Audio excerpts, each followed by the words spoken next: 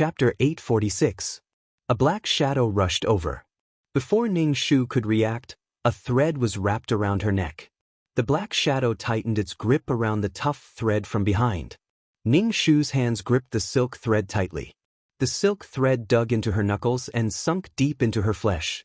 Ning Shu felt that the bones in her hands were about to be broken by the silk thread. It was excruciating. No matter how painful it was, Ning Shu didn't dare to let go.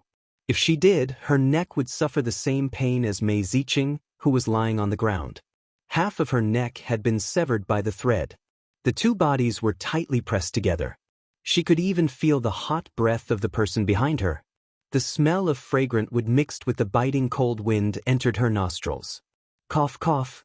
Ning Shu coughed and said with difficulty, "Zhang Jiasen, it must be you." The hand holding the thread paused for a moment, then increased its strength. The thread dug deeper into her flesh, and blood dripped onto the ground. The approaching death made Ning Shu's hair stand on end. She was terrified and in despair. Ning Shu's face turned red. She raised her leg to step on the person behind her, but a kick landed on her calf. She immediately felt a piercing pain. She had only been in this world for a day. There was no time to practice ultimate martial arts. In one day, 3 people had died. There was no time to rest. She was now at a disadvantage. She didn't even have the chance to fight back. From beginning to end, the person behind her didn't say a word. However, Ning Shu clearly felt that it was a man. First, it was because of his strength. Second, the angle of his neck. If he was taller than her, the thread would be pulled up slightly. The sound of a window opening suddenly sounded. Ning Shu turned to look at the second floor with bloodshot eyes. There was a weak light in the room. A black shadow stood by the window. Ning Shu coughed violently. The person behind her didn't run away immediately. Instead, he increased his strength and tightened his grip. The thread dug deeper into his palm. The uncle pulled out a gun from his waist and fired a shot behind Ning Shu. With a plop, the person behind Ning Shu fell to the ground. His body twitched twice before he stopped breathing. Ning Shu immediately fell onto the snowy ground, but before she could rejoice, a voice entered her soul. No matter what grudges you have, if you start an internal conflict during this mission, you will all be eliminated. Ning Shu watched helplessly as the man fired a shot at her with the black gun barrel. Her body seemed to be fixed in place by some kind of force. She didn't even have the strength to move. A soundless force entered her glabella. Ning Shu suddenly felt a huge force explode in her soul, wanting to annihilate her soul. The power of the amulet protected Ning Shu. The pain in his soul made Ning Shu sweat profusely. When he woke up, his soul was still in pain. Sweating profusely, Ning Shu shivered as the cold wind blew. She got up from the ground and flipped over the man's body. It was indeed Zhang Jiasen. Damn it, Ning Shu was so aggrieved that she almost cried. She was almost killed, and now she was killed again. If it wasn't for the upgraded version of the amulet, she would have to wait for everyone to die this time and restart the plot again. The feeling of being killed scared Ning Shu so much that she peed her pants. She was completely annihilated. Despair and pain. Zhang Jiasen, this bastard who harmed others without benefiting himself. Ning Shu kicked Zhang Jiasen's body on the ground and ran into the central room weakly. The fire in the brazier in the central room had already been extinguished. Ning Shu sat on the bench and placed her hands on the table. Her hands were dripping with blood. A silk thread had sunk into her flesh. Scarlet flesh flew everywhere. Ning Shu carefully took out the silk thread. This silk thread was very thin but very tough. Where did Zhang Jiasen come from? If Zhang Jiasen possessed the original owner of this body, then this person was also a suspect. Zhang Jiasen used the silk thread to deal with her. She knew that Zhang Jiasen would definitely take revenge on her. She wanted to fish in troubled waters and kill her. Ning Shu took out the silk thread. Blood flowed out. Fortunately, she had exchanged for medicine before entering the mission. Ning Shu sprinkled the medicine powder on the wound and wrapped it with gauze. However, both of her hands were injured, so it was very inconvenient to wrap the gauze. The door of the room next to the central room opened. Lan walked out using the wall. Her nose twitched. You're injured. Ning Shu grunted. Lan reached out and sat down at the table. How did you get injured? Were you alone? Ning Shu saw that Lan was staring at one place. Her eyes were not focused. She was clearly talking to him, but she was looking in another direction. There's another one dead. Ning Shu looked at Lan's expression. Lan just pursed her lips. Her reaction was very calm. Ning Shu could not help but ask, You're not afraid? Lan shook her head. I can't see, I can't feel. I can't see the beautiful things, and I'm also isolated from the scary things. I know someone died, but I don't feel afraid, Lan said honestly. Ning Shu did not know what to say. Lan could not see and did not even know how many people there were. She did not feel anything if 1 or 2 people were missing. However, several people in her family had died. She was not afraid. Ning Shu took the anti-inflammatory medicine. He was afraid that it would be tetanus. Lan asked Ning Shu, Are you seriously injured? It's okay. I won't die. Ning Shu said indifferently. Grandma said that you guys should leave tomorrow. She said that you guys have provoked evil spirits. They won't stop until you die. We will also be implicated. Lan said. Ning Shu pursed his lips and did not speak. The cold wind outside the house blew even more fiercely. The cold wind blew through the cracks in the door and into the house. It was bone-chilling. Ning Shu saw that Lan was not wearing much and said, Go to sleep. It's very cold. Thank you. Lan stood up and reached out her hand to feel around. Didn't you go to the hospital to have your eyes checked? Ning Shu asked aloud. Lan touched the wall and said, We don't have money at home. Ning Shu looked at the table made of yellow pear wood. This thing was worth a lot. This was not the origin of yellow pear wood. Moreover, these few pieces of yellow pear wood were put together to form a table. It was probably a tree that was over 100 years old. This pair of grandmother and granddaughter were really problematic. Selling this table would be enough for them to go to the hospital. Ning Shu changed his medicine twice. It was very cold in the living room. Mei Ziqing was dead and there was no one around to talk to. Ning Shu took 2 stools and put them together. He sat cross-legged on the stools and began to practice his ultimate martial arts. If she had a little bit of resistance, she would not have been choked by Zhang Jiasen. It was important to have the ability to protect herself. The uncle killed people mercilessly with a gun and did not even listen to an explanation. She did not have the strength. If he had enough strength, he would not bother to listen to an ant's explanation. Chapter 847. Ning Shu finally understood what Mei Ziqing meant when he said that first-generation mission enforcers had the right to kill ordinary mission enforcers. If she was strong enough, if that perverted uncle wanted to kill her, she would have to kill him first. Without power, there would be no dignity or right to speak. Only the strong would be respected.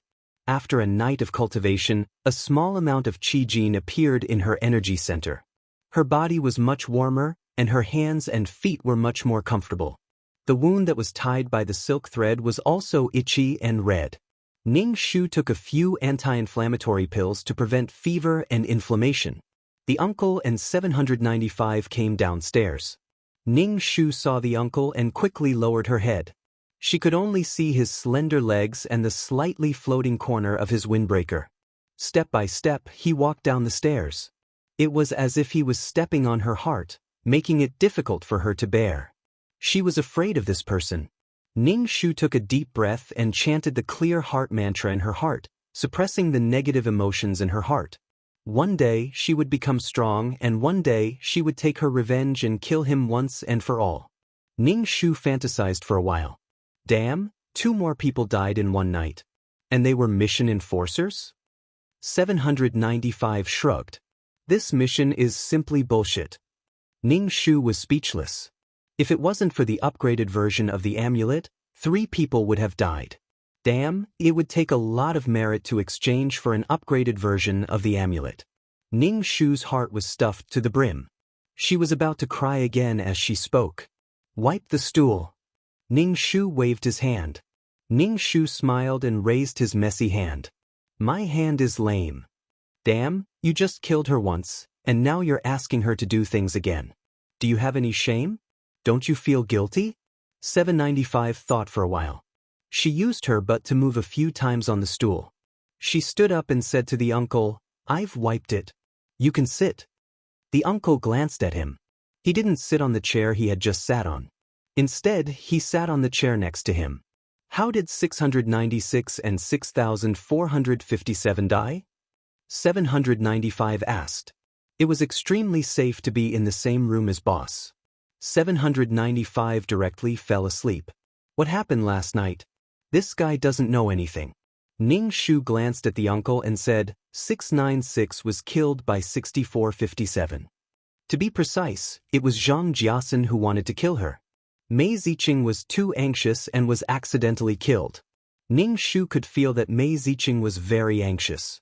He was probably in a hurry to catch the culprit and end this mission so that he could gain merit and become a high-level mission enforcer. It was easy to make mistakes when he was anxious.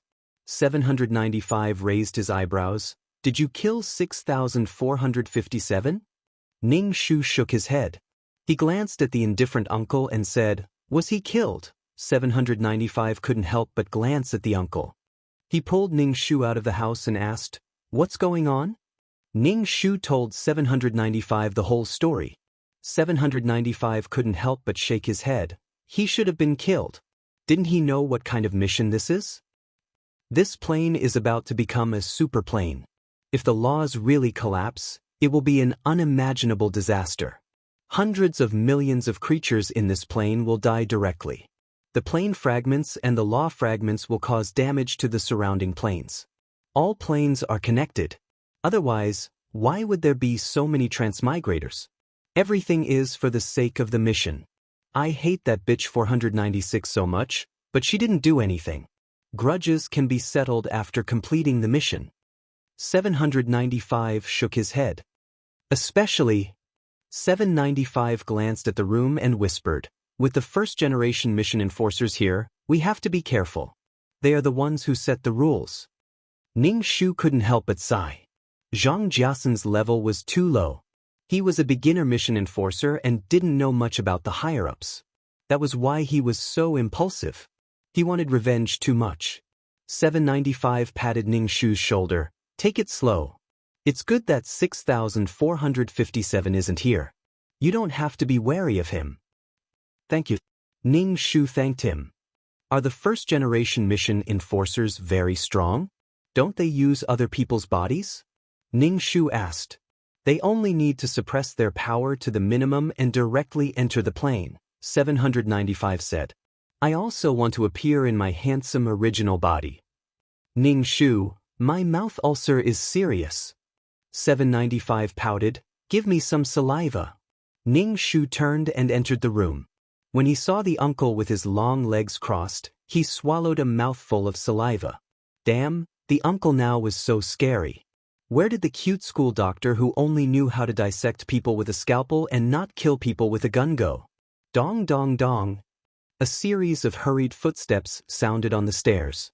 For 96 Lu Shanshan said to the uncle, "Two girls are dead." The uncle stood up and walked upstairs with his long legs. Ning Shu also hurried to follow. When he entered the room, he saw two girls tied up with their backs facing each other.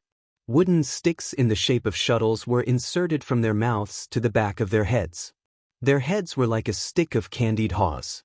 The wooden sticks pierced their heads from their mouths. Their mouths were opened to the maximum and their eyes bulged. The sharp wooden sticks at both ends were stained with blood and brain matter. Ning Shu's pupils constricted. So cruel. Why did they have to kill people like this? Ning Shu felt a chill run down his spine.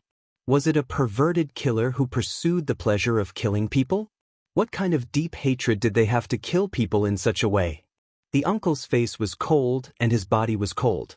He wore gloves and checked the situation around him. He looked at the other two girls huddled in the corner of the Kong and asked, "What happened last night?" The two girls were already in a trance from fear. When they heard the uncle's voice, their bodies convulsed and they said in horror, No, I don't know. I don't know anything." One of the girls hugged her head. Her eyes were red and she actually cried nervously, "We will die, we will all die, ha." While she was crying, a nervous smile appeared on her face. She was scared out of her wits. Plop. The club's president, Fan Junyang, knelt on the ground. His face was full of panic and despair. He desperately knocked his head on the floor, which was dripping with blood. How could this be? How could this be? Fan Junyang muttered to himself. How could this happen? The uncle tightly pursed his lips and coldly said, "Take the bodies away." Ning Shu checked the scene. Did the people in the room commit the crime, or did they come in from outside? The uncle lifted his foot and walked to the Kong. He knocked on the wall and the Kong with his hand to see if there were any hidden mechanisms or tunnels. There was no movement at all when they died. Every time they died, it was silent. When people felt pain, they would struggle and scream. But she was awake the whole night and did not hear any sound. If it was done by a human, there would definitely be traces. People were killed when they were unconscious or when they could not feel pain.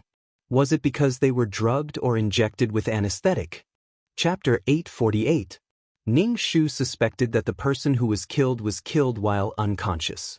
Moreover, the people in the same room as her did not feel anything. Perhaps the people in the same room were all asleep. Ning Shu twitched his nose but did not smell anything in the room. He looked around and found a pile of fine dust at the foot of the wall behind the door. Someone had lit incense in the room. Ning Shu dipped a bit of dust on her finger and sniffed it, but there was no smell at all. There was really no smell at all. The uncle walked over and squatted beside Ning Shu, looking at the incense. Hidden incense, the uncle said lightly. Ning Shu was surprised. Ning Shu had heard of hidden incense before. This type of incense had no smell at all. Hidden meant that it was hidden and there was no smell at all. However, this incense had a strong calming effect. Legend had it that when Hua Tuo was scraping Guan Yu's bones, he lit the hidden incense. Guan Yu did not feel any pain at all. When the bones were scraped, he could drink wine, eat meat, chat and play chess. Everyone in the room was dead asleep, but the person who was killed was completely unaware. Ning Shu walked to the two girls huddled in the corner of the Kong bed. He reached out and pinched the girl's arm. The girl did not seem to feel any pain. He did not find this in the room earlier. It must have been cleaned. Hidden incense was very rare. The workmanship was complicated and it belonged to the type that had lost its secret recipe. There was no such thing on the market. Rare things were definitely expensive, ridiculously expensive. How could such a thing appear in such a place? 749 came to Ning Shu's side and said, "In this group of people, other than the dead Pan Chin, Fan Junyang's family is the richest." Ning Shu looked at Fan Junyang, whose face was covered in blood. He sat on the ground dispiritedly and leaned against the wall. All signs pointed to Fan Junyang as the most suspicious. The uncle stood up. Ning Shu said, "Take the bodies down." "My hand is crippled." Ning Shu raised his hand. "I'll do it," 749 said. 749 was very strong. He carried the corpses down the stairs. The uncle said to Fan Junyang, "Gather everyone in the central room." "All right." Fan Junyang struggled to stand up, but he had kowtowed too hard and felt dizzy. He went to call for help. Ning Shu followed the uncle down to the central room. In the central room, the old woman looked at the corpses in the courtyard and muttered about their sins. "Can you leave this place? What did you provoke?" The old woman asked in a panic. "Please leave, I beg you. I don't want your money, and I don't want your lodging fee." The old woman leaned on her crutches, looking panicked and scared, a sharp contrast with Lan behind her. Lan's face was a little blank because she couldn't see. Even though she knew that someone had died, she couldn't see how the person died. Lan was the only one in the group who was truly fearless. Fan Junyang called for everyone to come down. The central room was filled with people. Everyone was trembling in fear. There was also a girl who was scared out of her wits. She was giggling. Her laughter made people's hair stand on end, especially when they were so nervous and scared. "Teacher, what should we do?" Fan Junyang said desperately. He shouted, "I can't take it anymore." The uncle looked indifferent. "Then what do you want? Do you want to leave?" "I'd rather leave than stay in this place. There are ghosts here. I can't take it anymore." Fan Junyang's voice changed. His fingers couldn't help but tremble. "It's you who touched something and brought it here. You even said that there are ghosts here." The old woman leaned on her crutches, looking angry. Lon pulled the old woman's clothes and said, "Grandma, it's snowing outside.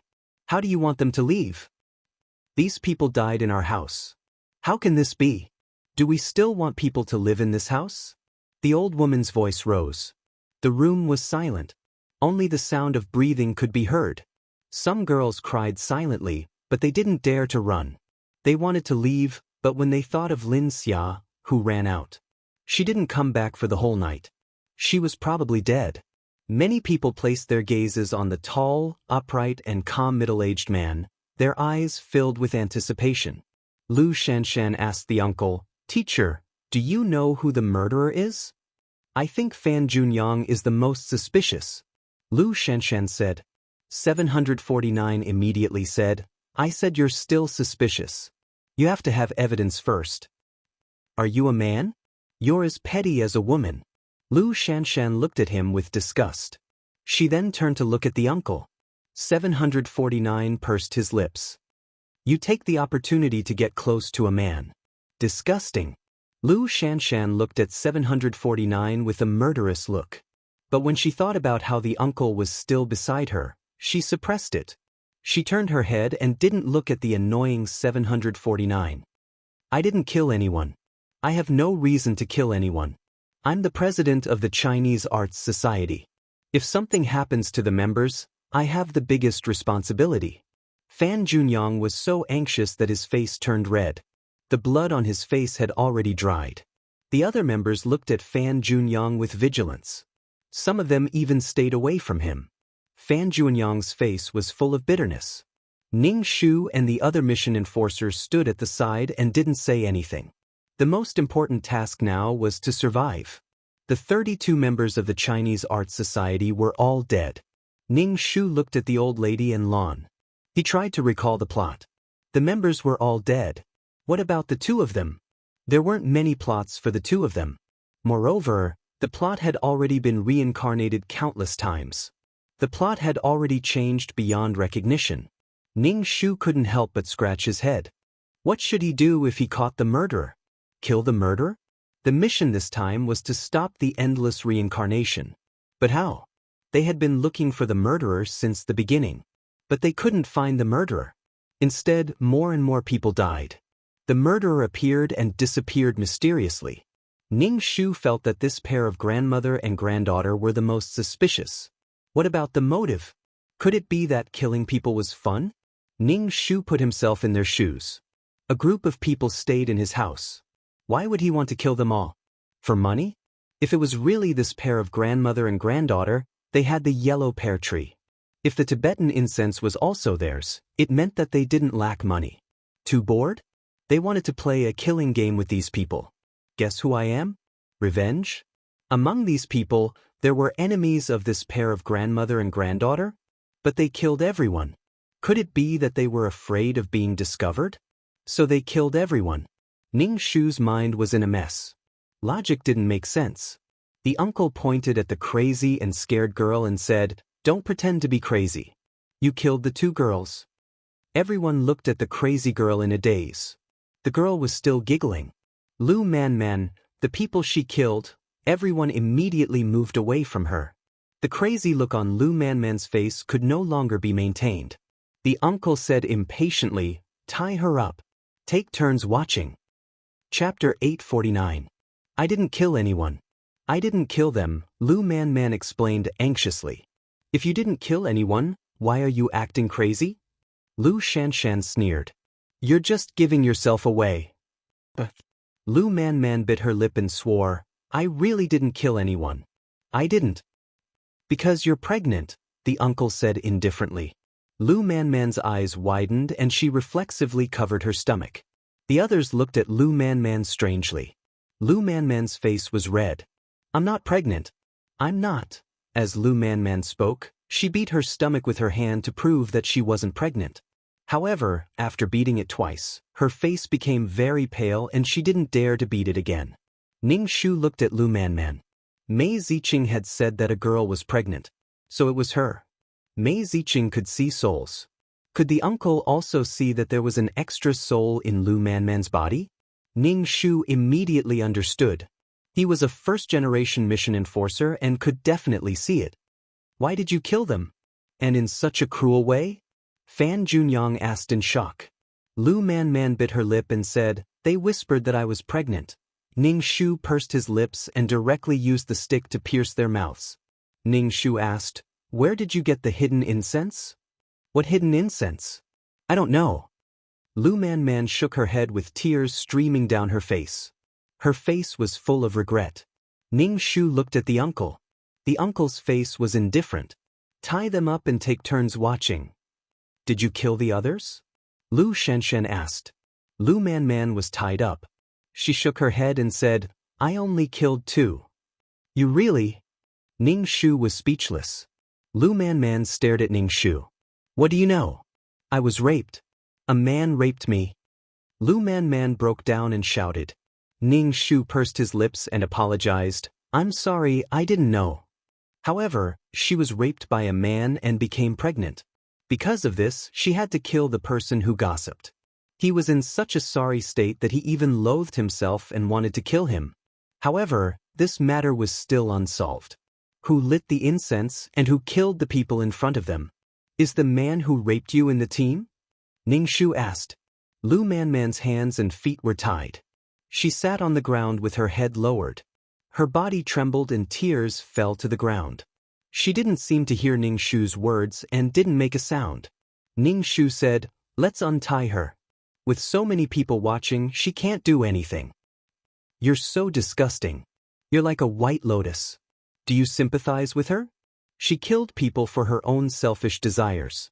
What's there to sympathize with? Lu Shanshan said disdainfully. She looked at Ning Shu with disdain. Ning Shu was speechless. Well, she was a white lotus. A pregnant woman sitting on the cold ground. Even if she was going to be executed, she would wait for the child to be born. Do you think everyone is as cold and heartless as you? She didn't kill you. Why are you so indignant? If you were raped, you would do the same. 795 suddenly choked. No, even if a man raped you, you would be very happy. Ning Shu was speechless. Damn, what kind of deep hatred did she have to use such words to attack someone? Lu Shanshan was so angry that her whole body trembled. She pointed at 795 and said fiercely, I won't let you go. See, I only said a few words and you're like this. 749 shrugged his shoulders. Do you want to kill me for your own selfish desires? You. Lu Shanshan was so angry that her eyes were red. Teacher, let's just tie her up. The members said one after another, we're all from the same club and we're all familiar with each other. How could she do this? She's too cruel. Lu Man still had her head lowered and didn't say a word. Ning Shu didn't say anything. He would never know what it was like if it didn't happen to him. Lu Man was thrown alone in a corner. No one dared to get close to her. She curled her legs and knocked her forehead on her knees. People who passed by her would take a detour, forming a vacuum around her. The central room was quiet. The cold wind was blowing outside, and the heavy atmosphere was pressing down on everyone's hearts. So what if they caught the murderer of the 2 girls? They couldn't leave at all. It was easy to get lost in the vast expanse of white. The snow had already covered their calves. It was as if there was an inexplicable force preventing them from leaving. The murders had been happening in this house in a cycle. Old lady, please prepare some food for us, Fan Junyang said tiredly. The old lady supported herself with her walking stick and said impatiently and anxiously, can't you all leave my house? Each of you has a murderous aura. Grandma, it's snowing so heavily now. Let's wait, Lan said. Ning Shu raised his eyebrows and asked, Lan, you can see the snow? Lan shook her head. I can hear it. Rain and snow have sounds. Then did you hear anything upstairs last night? Ning Shu asked. Lan said, there are footsteps. There are footsteps every night. It's the sound of you getting up and walking around. Ning Shu saw that he couldn't get anything out of her, so he shut up. The old lady took her granddaughter to prepare breakfast. 3 meals a day were black flour steamed buns and porridge. When the old lady served rice, she was the first to serve it to Fan Junyang. She even scooped it dry. Just as Lu Shanshan said, there was something fishy going on. Ning Shu felt his head hurt badly. He felt that everyone was a murderer. There was no progress at all. Ning Shu turned to look at the uncle. His eyebrows were cold and he couldn't tell what he was thinking. He was holding a scalpel that was shining with a silver light in his hand, which looked particularly terrifying. "What's the matter?" The uncle turned to look at Ning Shu. When he met the uncle's eyes, Ning Shu immediately cowered. He remembered the feeling of being killed. He shook his head and said, "Nothing. Do you want to eat a steamed bun?" Ning Shu handed him a black flour steamed bun. Ning Shu did it on purpose. This kind of steamed bun looked black and dirty. Ning Shu felt that he wouldn't eat it. "Starve to death. Instructor, eat mine." Lu Shanshan took a steamed bun and handed it to the uncle. Faced with this situation, Ning Shu retracted his hand and put the steamed bun in his mouth. This super mission enforcer was obviously doing this to the uncle. He didn't want to join in the fun. The uncle took out a bottle of water from somewhere. He looked at the black flour steamed bun with disdain. "I'm not hungry." Lu Shanshan's face turned red. She didn't know if it was because she was embarrassed or embarrassed. TSK 795 started to act up again. "Don't other people have hands? Why do you have to take it?" Lu Shanshan looked calm and glanced at 795 indifferently. 795 straightened her face and pointed at Lu Shanshan. "If I die, it will be you who killed me." Ning Shu. Chapter 850. He didn't know what grudges there were between 795 and Lu Shanshan. No matter what Lu Shanshan said, 795 immediately objected and insisted on going against her. Ning Shu felt that 795 must have a crush on Lu Shanshan and wanted to use a unique way to attract her attention. Lu Shanshan was the most beautiful woman Ning Shu had ever seen. Her temperament and appearance were top-notch. Especially her ancient clothes, which made her look otherworldly. She didn't look like the bitch 795 was talking about at all. There was nothing wrong with liking someone, but 795's way of doing things had angered Lu Shanshan. Not to mention liking her, she might even want to destroy her. Ning Shu looked at 795,795, who was eating a black steamed bun, with an inexplicable gaze. Seeing Ning Shu's gaze, she asked, "Why are you looking at me like that?" Ning Shu said, "If you like someone, work hard and earn a lot of money. When she gets married, you can contribute more money." 795. "What are you talking about?" 795 was confused. Ning Shu smacked his lips and understood. Ning Shu ate a steamed bun and saw Lu Man, who was squatting in the corner with her head lowered. Ning Shu took a steamed bun and walked over. He said, "Eat something." Lu Man still had her head lowered and ignored Ning Shu. Ning Shu put the steamed bun in a bowl and placed it beside her. He sat beside Lu Man and asked, "Did you kill both of them?" A pregnant girl tied two other girls together and killed them with a wooden stick. "How did you think of using such a method?" Ning Shu asked. Lu Man buried her head. Her body was trembling slightly, and her voice was nasal. "I hate them for whispering and saying such nasty things. I really want to cut their tongues." "Who raped you?" Ning Shu asked softly. Lu Man did not say anything. "Where did you get your wooden stick? Moreover, it was sharpened. If you wanted to kill someone, you would have such a tool." Their hearts were dug out by claws, their heads were skewered by wooden sticks, and their eyes were pierced by writing brushes. "It's in the shed next to the kitchen," Lu Man said without raising her head. Ning Shu stood up and walked out of the central room. He stepped on the thick snow and arrived at the shed next to the kitchen. It was a very simple shed with some firewood inside. On the side, there was a pile of wooden sticks that were half the height of a person. The wooden sticks were about half the size of a fist, and they were all sharpened. Lu Man took the weapon from here. Ning Shu walked slowly to the central room. When he passed by the kitchen, he saw Lan sitting in front of the stove. Ning Shu thought for a moment, then walked into the kitchen and asked Lan, "What's the use of the sharpened wooden sticks next to it?" Lan said, "They're used to make fences. Grandma said that when the snow melts, we'll plant vegetables in the yard. Those wooden sticks were sharpened by Grandma. They're sharpened so that they can be used as stakes." Ning Shu pursed his lips. This explanation was very logical. Lu Man saw this thing and used it as a weapon. Ning Shu turned and walked out of the kitchen. From the corner of his eye, he saw Lan, who was bending over to pick up the firewood, wearing a red rope around her neck. It seemed to be something to ward off evil spirits, such as a jade pendant or talisman paper. It probably never left her body. The red rope was a little black. Is there anything else? Lan asked with empty eyes. Ning Shu asked with some surprise, You knew I was looking at you? Lan said, My eyes can't see, but my other senses are much more sensitive. Besides, you've been staring at me. I can feel it. Even if I eat steamed buns every day, there are no vegetables. Can you make some vegetable soup? I'm constipated. Ning Shu touched his stomach. It's so swollen. In a northern area like this, there should be cellars to store some potatoes and sweet potatoes. Ning Shu wanted to find a reason to go to the cellar. Lan shook her head. Grandma is old and I can't see. The vegetables I planted aren't enough to eat in winter. Is that so? There's no vegetables in the cellar now? Ning Shu asked. Lan shook her head. Actually, there's not much food at home. Grandma has always wanted you to leave. First, there's evil spirit on you.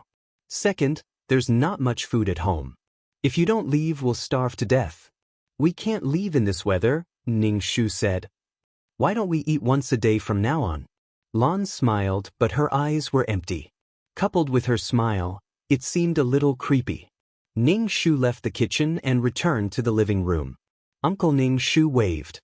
Come here. Ning Shu felt uncomfortable. He slowly moved over. Instructor, what's the matter? You're not dead, Uncle said. Ning Shu was speechless. Fuck, what's wrong with him? It's one thing to kill someone, but he's deliberately provoking me. Ning Shu's mouth twitched. He didn't know how to answer him. Remember, as a mission enforcer, you have to know what's important in order to go far. Endless life comes with a price. Uncle pointed at the chair next to him. So, Ning Shu sat down. His hair stood on end. He could feel the uncle's cold aura through his clothes. Thank you, instructor. I understand, Ning Shu said sincerely. Fuck, Ning Shu really wanted to beat his chest. He was so sullen. He had been killed, and he still had to thank him. Uncle glanced at Ning Shu. He crossed his long legs and tilted his neck slightly. His neck moved a little. Ning Shu heard it and felt a little creepy. Are you afraid of me? Uncle turned to look at Ning Shu. Ning Shu faked a laugh. I'm not afraid. Ning Shu straightened his back and put his hands on his knees. He was so fucking afraid of death. The person next to him was in control of other people's fates.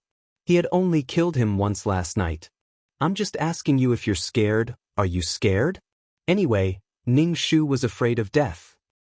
Screams came from upstairs. Ning Shu quickly stood up. Something must have happened again. Ning Shu quickly went upstairs. 795 ran down the stairs and bumped into Ning Shu. Ning Shu fell to the ground. Aya, can you watch where you're going? 795 pulled Ning Shu up and said anxiously to Uncle, he died again. This time, it's even more disgusting. Uncle stood up and went upstairs with his long legs. Ning Shu hurried upstairs and saw a room full of people. Some girls were even supporting themselves against the wall and vomiting. Ning Shu squeezed into the room and saw a corpse hanging upside down in the room. The lower half of the body was naked, and both legs were tied up with ropes. The palm-wide saw went from the crotch to the abdomen. It was as if the person was going to be cut in half. The buttocks were already separated, and the saw had already reached the navel. What was more terrifying was that this person seemed to be conscious. Because he was hanging upside down, there was enough blood to provide oxygen to his head. In his conscious state, he could clearly feel the saw in his body. Chapter 851. Looking at such a dead person, Ning Shu felt as if a huge hammer had hammered on her heart, making her dizzy. Ning Shu's stomach churned and she wanted to vomit, especially when there was a bloody smell in the room mixed with the filth in the intestines. It was extremely disgusting. It challenged her psychological endurance again and again. The uncle looked at the body coldly and turned to leave. It seemed that he did not intend to do an autopsy. He was really not a qualified autopsy officer. Besides, the body was cut open and it was the same. Ning Shu covered her nose and walked into the room.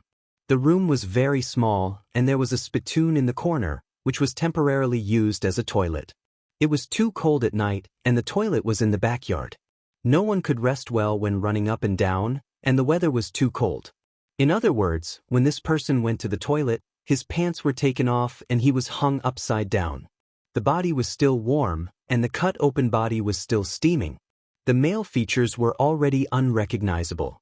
His mouth was stuffed with rags, and his eyeballs were protruding. He was dying. When he saw Ning Shu, his eyes begged, but in the end, he still breathed his last. 795 walked in, glanced at the body, shook his head and said, "It's too cruel. This would make people suffer for a while longer." Ning Shu sighed and said to 795, "Put him down." "How many was this?" "It was the 8th. "I'll do it." 595 put the body down. When he dragged it down, there was a long blood stain. Ning Shu went downstairs and saw the pregnant Lu Man looking at the body that had been sawed. Her eyes were full of sneer and pleasure. She turned her head and saw Ning Shu. She immediately lowered her head and shrank in the corner. Ning Shu walked to Lu Man, narrowed his eyes and asked, "He is the one who raped you, right?" Lu Man lowered her head and did not speak. Ning Shu could not help but rub his forehead. It was a big headache. Another one died. Ning Shu asked 795, "Do you have any clues?" In any case, it was done by this group of people. It might be a coordinated crime. 795 said, "The footprints on the ground are messy and the sizes are different. Obviously, there are more than 2 people. Aren't you upstairs? Don't you know what's going on upstairs?" Ning Shu asked. She was talking to the uncle downstairs. 795 brushed her hair. It happened very quickly. It only took a short while. The crime scene must have been set up beforehand. It should be 2 men. Girls wouldn't go into the male toilet, would they? The place where the girls lived had a spittoon behind the door. 795 heaved a sigh of relief. The mission this time is really a bit dangerous. If people die, we will be forced to reincarnate. I have some ways to avoid being erased. What about you? 795 Ning Shu asked. Every reincarnation is equivalent to being erased once. Ning Shu was speechless. He really wanted to die. Why did he randomly accept this mission? Do you have anyone in mind? Ning Shu asked. We can't just sit here and wait for death. I suspect that the deaths of these people are a religious ceremony, 795 guessed. Some religions have some fanatics who will use all kinds of extreme methods to show their loyalty and faith to the religion. Ning Shu thought for a moment and asked, "You think it's a religious ceremony?" But Lu Man killed those 2 girls. Ning Shu said, "There are too many suspicious points in this, and 696 was killed by the mission enforcer." 795 was also annoyed. There must be something more important that we have overlooked. There is still no news of Lin Xia who ran out. If it's really a religious ceremony, her body will definitely appear, 795 said. I once encountered a mission where a serial killer would place all the bodies in a special position and use a special killing method. The problem now is that there is more than one murderer among these people. Could it be that he killed them all and then committed suicide? Ning Shu said angrily. 795 shrugged. That's hard to say. Ning Shu thought for a moment and whispered to 795, "Let's explore this house. With so many murder tools, there must be a place to hide them." In the northern area, every house has a cellar. So far, I haven't found where the cellar is. I think the cellar is the best place to hide things. 795 nodded and looked at the whole house with Ning Shu. Ning Shu even went to the pigsty to check, but he didn't see the cellar. There was no cellar at all in this house. There is no cellar, which means there are other secret passages in the house, 795 said. This pair of grandfather and grandson must be involved in this killing. Ning Shu kicked away the black pig that rushed toward him, and his shoes were stained with pig feces. 795 grabbed Ning Shu's arm and pulled him out of the pigsty. Why did you go to the pigsty to look for them? The more unexpected the place, the more likely it is. Ning Shu wiped the dirt on his shoes on the snow. 795 rolled his eyes. Ning Shu and 795 walked into the central room and saw the uncle move the table in the middle of the room. He squatted down and knocked on the floor with his hand. The place made a hollow sound. Obviously, the floor was empty. The more unexpected the place, the more likely it is. Ning Shu quickly walked over and looked for the cracks in the floor. The floor in this kind of rural village was made of mud. Ning Shu had to look for cracks everywhere. "What are you doing?" The old woman saw Ning Shu lying on the ground and couldn't help but ask with her walking stick. "I dropped something. I'm looking for it." Ning Shu got up from the ground. The uncle sat aside and looked at Ning Shu. He moved his nose and smelled a very bad smell. The uncle turned and went upstairs. "What are you looking for?" Lon asked Ning Shu. "A small diamond on the hair clip," Ning Shu lied. Lan's pinhole-sized pupils stared in one direction. "Grandma said another person died, right?" Lon asked. "What is the reason for people to keep dying?" Ning Shu scratched his head. He still wanted to know what the reason was. Bang! There was a loud sound from upstairs. It sounded like something heavy fell on the floor. Ning Shu's heart skipped a beat. Something happened again. Ning Shu hurried upstairs and saw a girl lying on the ground. Her face was chopped by an axe. The axe was deeply embedded in her facial bone. Ning Shu was really annoyed. Why did another person die? How could this be? Fan Juanyang's expression became more and more frantic. "We have to leave here. We can't stay here." Ning Shu asked Fan Juanyang, "What is the reason? Why do you have to come here in this weather?" Fan Juanyang covered his head with both hands. "I heard from Pan Chen that the snow here is very beautiful." But Pan Chen was already dead. Ning Shu saw a red rope around Fan Juanyang's neck. He couldn't see the pendant because it was inside his clothes. Chapter 852. Ning Shu saw the red rope around Fan Juanyang's neck. She had also seen it around Lan's neck. She thought about it and felt that it was a coincidence. Since she did not see the pendant, it did not mean that they were related. Fan Juanyang wiped his face. He could not bear to look at the body on the ground that was deeply cut by the axe. "I want to leave this place. I don't want to stay here." Fan Juanyang's eyes were red like he was about to cry. The others were panicking. Seeing their members die one by one, and in such a cruel way, they could not help but curse.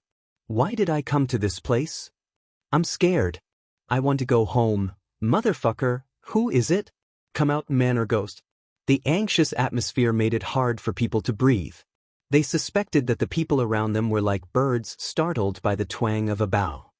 "Fan Juanyang, it was you who brought us here. I want to go home now, go home."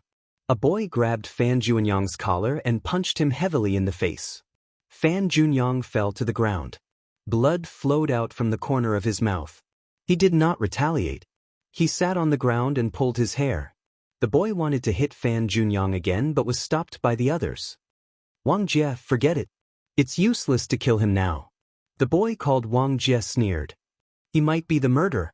Everyone will be safe if he's killed." The uncle was squatting down to examine the body. He pulled out the axe from the body's face and stood up, holding the bloody axe in his hand. "What are you doing? Go to the central room and stay there. If anyone dares to take a step out, I won't be polite." The uncle narrowed his eyes at Wang Jie. Wang Jie met the uncle's eyes and immediately lowered his head. "Drag the body to the yard," the uncle said calmly and turned to go downstairs. The others followed behind the uncle. 795 looked at the body on the ground and sighed. He moved the body downstairs. "I'll help you," Wang Jie said. "Okay." 795 and Wang Jie moved the body downstairs. Ning Shu followed behind the two of them. The sticky blood of the corpses dripped onto the floor. There had been several murders in this building. The blood on the floor had already dried, forming a dark red stain. There were already a few corpses under the snow in the courtyard. There was 696 Mei Ziqing Zhang Jiasen, 2 girls, Pan Chen, a girl who had her eyes pierced, a boy whose body was cut in half, a girl who was hacked to death by an axe, a girl whose heart was dug out and left in the toilet, and Lin Xia, who had run away without any news until now. 10 people had died in such a short time. Do you think someone faked his death? Let's dig up the corpse and see if it's still there? Ning Shu said. These corpses were buried under the snow. Who knew if the corpses were still there? 795 thought for a while, took out a shovel and a hoe, and handed them to Ning Shu. Then let's dig. Let me do it, her hand is injured. Wang Jie took the shovel and said. 795 glanced at Ning Shu's bandaged hand and didn't say anything. He and Wang Jie started to dig up the corpses. Ning Shu stared at Wang Jie. This person didn't have much of a presence, but he was so active now. It gave Ning Shu a strange feeling. 795 and Wang Jie dug up the corpses one by one. These corpses were frozen stiff, but their organs had started to rot. There was a strange smell. Ning Shu checked if there was a red rope around the corpses' necks. The girls were wearing jewelry like necklaces, but there was no red rope. One was a girl from the countryside, and the other was the president of a university club. Both of them were wearing red ropes, so there must be some connection between them. Whether it was a coincidence or not, he had to investigate. However, Ning Shu still found that one of the corpses was missing. The delicate and refined Pan Chen was gone. Pan Chen's head had hit the door sill, causing brain death. But now his body was gone. One person is missing. 795 touched his chin. Even if he's not the murderer, he's related to the murderer. Wang Jie said, who took his body? Or is he not dead at all? Where is he hiding now? Ning Shu looked at Wang Jie. Why was he so active? Wang Jie scratched his head and looked at Ning Shu. He asked, does your hand still hurt? What does it have to do with you? Ning Shu grinned and didn't say anything. He turned around and went back to the central room. He brushed off the snow on his body and walked in. He said to the uncle, Pan Chen's body is gone. The uncle just narrowed his eyes. When the others heard the news, they started to whisper. Is Pan Chen the murderer? Pan Chen is not dead? Stay in the central room. Don't go out. The uncle said indifferently. It was getting dark. Everyone was hungry. There was no place to sit, so they just sat on the ground. The sound of their stomachs growling could be heard. It was quiet in the central room. Everyone looked dispirited. They were scared, hungry, and tired. They sat back to back. Ning Shu had eaten the fasting pill, so he didn't feel hungry. He also cultivated some qi jin, so his body was in good condition. It was just that the wound on his hand was very itchy. Wang Jie and 795 buried the body with snow again. They entered the room and brought a chill. The old woman and Lan made dinner for everyone. Dinner was even less now. The black steamed buns were even smaller than before. They just had to be eaten with a bowl of water. Everyone chewed slowly. They were afraid that they would finish it all at once. They only had one meal a day, and it was such a small steamed bun. 795 ate the steamed bun absent-mindedly. He didn't feel hungry after eating the fasting pill for half a month. He really couldn't eat the lumps. Wang Jie tore half of the black steamed bun and gave it to Ning Shu. Ning Shu was confused. One who was being nice for no reason was hiding evil intentions. Thank you, but I don't need it. Ning Shu rejected directly. I don't know you at all. Tisk. The uncle squinted his eyes. There was a hint of mockery on his face. It was unknown whether he was looking at Ning Shu or Wang Jie. Wang Jie saw the uncle looking at him. He didn't insist on giving Ning Shu the steamed bun. He lowered his head and ate. The old woman carried the brazier to the central room. It was still made of fragrant wood. The room was a little warmer, and there was a faint fragrance. The old woman bent her body and said with a walking stick, "When can you leave? There is no food in the house." As the leader of the team, Fan Junyang naturally had to solve the problem. He said helplessly, "Old woman, can you go to another house to buy some food? We will pay you any price." How much food can we have in this poor place? It's good enough that we can survive this winter. There is no surplus food. The old woman shook her head and said, the old woman's expression was very bad. Her gaze was very unfriendly. It was as if everyone in the house was eating for free. "Sai, let us stay for 2 more days. We will leave as soon as the snow stops." Fan Junyang gritted his teeth and said, Saving a life is better than building a 7-floor pagoda. Moreover, there are so many of us. Chapter 853. The old woman leaned on her walking stick and her face looked terrible. If we save you, we will starve to death. Why don't you think about us? Fan Junyang sighed. This was simply an unsolvable problem. We can only go to the other households tomorrow to see if there is any food. The old woman walked into the room next to the central room with her walking stick. Lan dragged the old woman into the room. Ning Shu narrowed his eyes and carefully looked at the red rope around Lan and Fan Junyang's neck. It felt very similar. Ning Shu looked at the other people's necks to see if there was a red rope. But it was winter and some people wore scarves to cover their necks. It was impossible to see. If there was a chance, he must get the things around Fan Junyang and Lan's necks. Because the uncle said that no one could leave tonight. Whether it was going to the toilet or doing other things, they had to report. Some people took blankets and covered themselves with them to warm each other up. Ning Shu sat cross-legged in the corner and closed his eyes to cultivate. He looked like he was sleeping. Wang Jie sat beside Ning Shu. Ning Shu opened his eyes and looked at Wang Jie vigilantly. What are you doing? Nothing. Wang Jie smiled. Actually, I like you. I don't know how long we can live. I want to tell you how I feel before I die. Ning Shu tilted his body. This guy likes the original owner?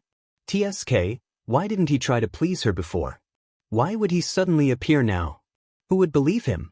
Could it be that he wanted to have a breakthrough before he died so that he could have a good sleep?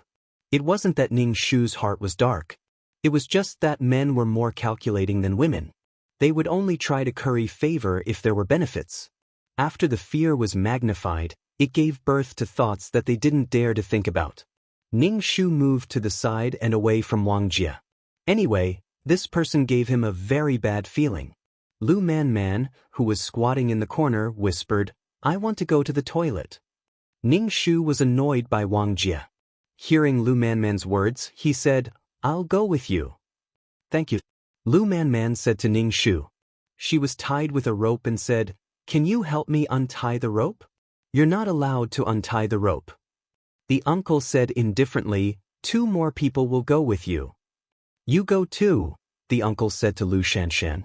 Lu Shanshan's expression was a little reluctant. She spread out the quilt and really didn't want to go. However, since the uncle had spoken, Lu Shanshan had to do it even if she was unwilling. I'll go in with you. Ning Shu pulled Lu Shanshan's arm and entered the room next to the central room. There was a spittoon in the room. However, Ning Shu looked around and did not find spittoon. Where did spittoon go? How would I know? Lu Shanshan frowned. Lu Man clamped her legs together, and her face was red. Obviously, she couldn't hold it in anymore. Plus, she was pregnant, so she had to urinate frequently. We can only go out and solve it, Ning Shu said. Ning Shu opened the door, and a bone-chilling wind blew into the room. Suddenly, the room was filled with the sound of breathing. Ning Shu and Lu Shanshan went outside and planned to urinate in the yard. Ning Shu took off Lu Man's pants. Pee. Can you not look at me? I can't pee, Lu Man said in a muffled voice. What are you afraid of? We're all women, Ning Shu said indifferently. Lu Shanshan was so cold that she couldn't help but rub her hands. When Lu Man finished peeing, Ning Shu pulled up her pants again and returned to the room. Thank you. Lu Man thanked Ning Shu. No need. But in the middle of the night, Lu Man said to Ning Shu, I want to go to the bathroom. Ning Shu was speechless. Ning Shu looked at Lu Shanshan, and Lu Shanshan fell asleep. Ning Shu took the flashlight and said to Lu Man, let's go. I'm the eldest, Lu Man said. Ning Shu was speechless. He brought Lu Man to the yard and said, let's do it here. I want to go to the bathroom. Lu Man's face was hot. Right here. The bathroom is too dangerous. If you pee, just bury it in the snow. Ning Shu shook his head. He couldn't imagine what the yard would look like after the snow melted. There would be feces, urine, and corpses. Lu Man had no choice but to do it in the yard. Someone's here. Ning Shu saw a dark shadow flash by from the corner of his eye. Ning Shu grabbed Lu Man's clothes and didn't chase after the shadow. It was obvious that the shadow wanted to lure him away. The uncle stood at the door. Ning Shu asked, "What did you see?" "A shadow flashed by," Ning Shu said. The uncle turned around and went back into the house. Lu Man was so embarrassed that her face was red. She was still naked. After tidying up for a while, Ning Shu and Lu Man entered the house. Lu Man was still squatting in the corner. Ning Shu saw that everyone was in the house and didn't go out at all. This meant that there were other people in the house. "Teacher, is it possible that Pan Chen isn't dead?" Ning Shu said. "And Pan Chen's body is missing." "Two people are missing," the uncle said. "Who said that the people in the house can't leave?" Ning Shu was speechless. Ning Shu felt that there was still no progress. He said, "At least the people in the central room didn't go out." "Hee hee." The uncle smiled. Ning Shu was speechless. Was he mocking her? Ning Shu looked at the room of the old woman and Lan. Because Lan couldn't see, the grandmother and granddaughter slept together. If there was a passage in their room that led outside, it was hard to say. He had to find a chance to enter their room and take a look. Ning Shu glanced at Fan Junyang, who was sleeping against the wall. He was wearing a red rope around his neck. Ning Shu turned and saw the scalpel in the uncle's hand. He asked, "Can you lend me the scalpel?" The uncle glanced at Ning Shu and handed the scalpel to Ning Shu. Ning Shu took the scalpel and carefully twisted the red rope around Fan Junyang's neck. He cut Fan Junyang's body and carefully pulled out the pendant. Fan Junyang moved his body as if he was about to wake up. Ning Shu quickly put away the pendant. "Thank you." Ning Shu returned the scalpel to the uncle and looked down at the pendant in his hand. The pendant was very ordinary. It was a very simple stone. The stone was round and there was a strange pattern drawn on it. It was very abstract. Ning Shu couldn't tell what it was. Ning Shu reached out his hand and Ning Shu gave the pendant to the uncle. "Give it to me after you wipe it clean." The uncle didn't take it. Ning Shu was speechless. This kind of strange illness was the most annoying. When did it happen again? Ning Shu wiped the pendant on his body before handing it to the uncle. Even if he wiped it again, there would still be bacteria on it. The uncle looked at the stone and smiled. "This is good stuff." Ning Shu thought back to the books he had read. None of the books mentioned this kind of thing. "What is this?" Ning Shu asked softly. "Do you believe that this thing can bring the dead back to life?" The uncle raised his eyebrows. Ning Shu immediately asked, "What kind of treasure is this?" "I'm not telling you." The uncle put the pendant away. Chapter 854. Ning Shu saw that the uncle had no intention of returning the item.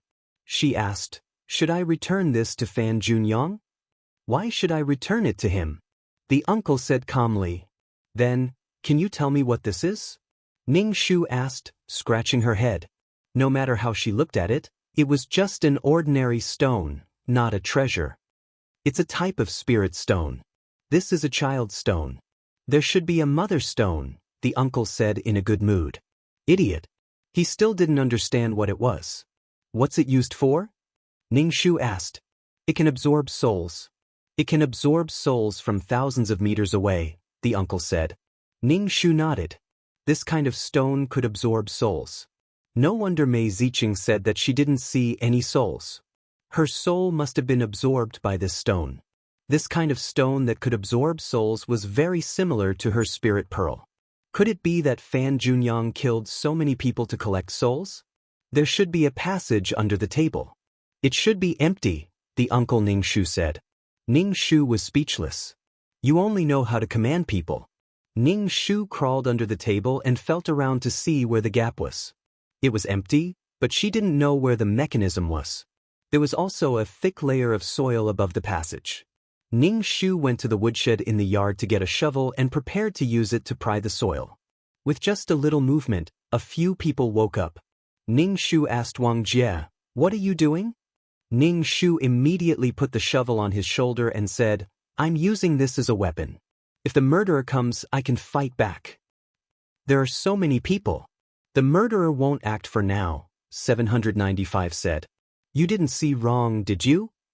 "No, someone just flashed by," Ning Shu said. Hearing someone speak, the people in the central room woke up one after another. When Fan Junyang woke up, his neck hurt because he was leaning against the wall. He touched his neck and found that the red rope around his neck was gone. Fan Junyang hurriedly touched his chest, but he didn't feel any stone. His face suddenly changed and became incomparably pale. Have you seen what I have? It's a stone. It's a protective amulet that I've been carrying with me since I was a child. Fan Junyang looked around anxiously. Ning Shu glanced at the uncle and didn't say anything. Was the uncle going to keep this thing for himself? What is it? 795 asked. It's a stone strung with a red rope. This stone is my amulet. Fan Junyang anxiously asked, Did you see it? 795 shook her head. Wang Jie frowned and said, You can ask her. She has been awake all this time. Wang Jie pointed at Ning Shu. Ning Shu was speechless. Damn, how could he say that he liked her with this kind of action? Ning Shu wanted to bang her head against the wall. She was just short of directly saying that she was the one who took it. Have you seen my things? Fan Junyang Ning Shu asked. Ning Shu shook her head. I haven't seen it. What should I do?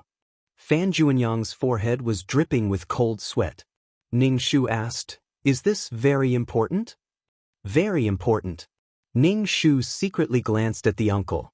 The uncle's face was calm and he didn't have a guilty conscience at all. His skin was much thicker than hers. Fan Junyang was extremely terrified and he looked very anxious. Why are you not sleeping in the middle of the night? Can't you let me sleep?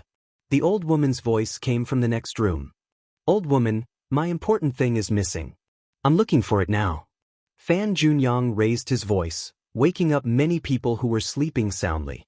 There was no movement in the next room, but after a while, the old woman and Lon came out dressed and asked, What's missing? My pendant is missing. The pendant on my neck is missing. Fan Junyang said. The old woman frowned tightly. Lan's pinhole pupils shrank and looked even smaller. She said, It must still be in this room. Look carefully. Yes, look carefully. It must be in this room. Don't blame it on us if it falls, the old woman said quickly. Ning Shu's eyes flashed and said, Lan's neck is also red.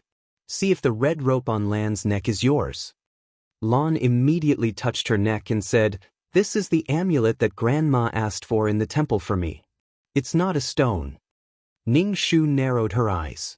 How do you know it's a stone? I heard you say it's a stone. Lan said, When I woke up, I heard someone say that the stone on the red rope was missing. This is the amulet I asked for my granddaughter, the old woman said. Fan Junyang's eyes flashed and he said to Lan, Can you take the red rope off your neck and show it to me? Lan's expression didn't change. Her eyes were empty. She said, This is mine. I didn't pick up your thing. Lan's thing was asked for by me in the temple. It's not yours at all. You want my granddaughter to take it out.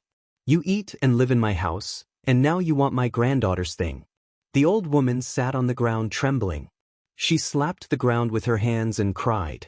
When Ning Shu saw this, he leaned close to the uncle and said, Something's wrong. The uncle pressed the back of the scalpel against Ning Shu's forehead. Stay away from me. Ning Shu curled his lips. Why couldn't Lan's thing be taken out? If it was really an amulet, there was nothing wrong with taking it out. She probably had the same thing as Fan Junyang. In other words, Lan might have a spirit stone that could absorb souls. Old woman, I'm just saying. Please get up, Fan Junyang said helplessly. The old woman stood up with her walking stick and said hatefully, Don't bully us. You're bullying my granddaughter because she can't see. Lan, go in with Grandma. The old woman took Lan's hand and went in. Fan Junyang fidgeted with his hair. Teacher, I think we should use force to break the trick, Lu Shanshan said. We're too passive. The uncle spun the scalpel in his hand. It should be soon. Ning Shu blinked. Did the uncle know who the murderer was? Fan Junyang didn't find his pendant. He was very irritated, but more than that, he felt a kind of fear and uneasiness. I want to go upstairs and look for it, Fan Junyang said to the uncle. Are you sure you want to go up and look for it yourself? The uncle said. I want to ask a few people to go with me. Can I, teacher? Fan Junyang said to the uncle. Yes, it's up to you. Thank you, teacher. Fan Junyang hurriedly thanked him and asked a few boys to go upstairs with him to look for the pendant. Wang Jie took the initiative and said, "I'll go with you." Fan Junyang thought of this person who hit him before and felt a knot in his heart. He directly refused. "No, the few of us are enough." Wang Jie pursed his lips and didn't insist on going. Chapter 855. Ning Shu looked at Wang Jie. Why did this guy suddenly become so active? Anyway, he did not have any good intentions. Before, he did not have any sense of existence. He was just an extra who would die soon. But now he had such a strong sense of existence.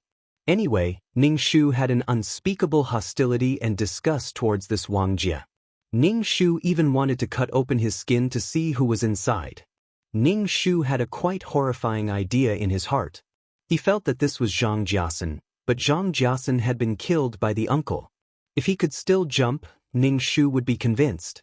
Wang Jie saw Ning Shu staring at him and also showed a gentle smile to Ning Shu. Ning Shu suddenly had goosebumps all over his body. He immediately looked away and saw that Lu Man Man at the foot of the wall had disappeared. "Where is she?"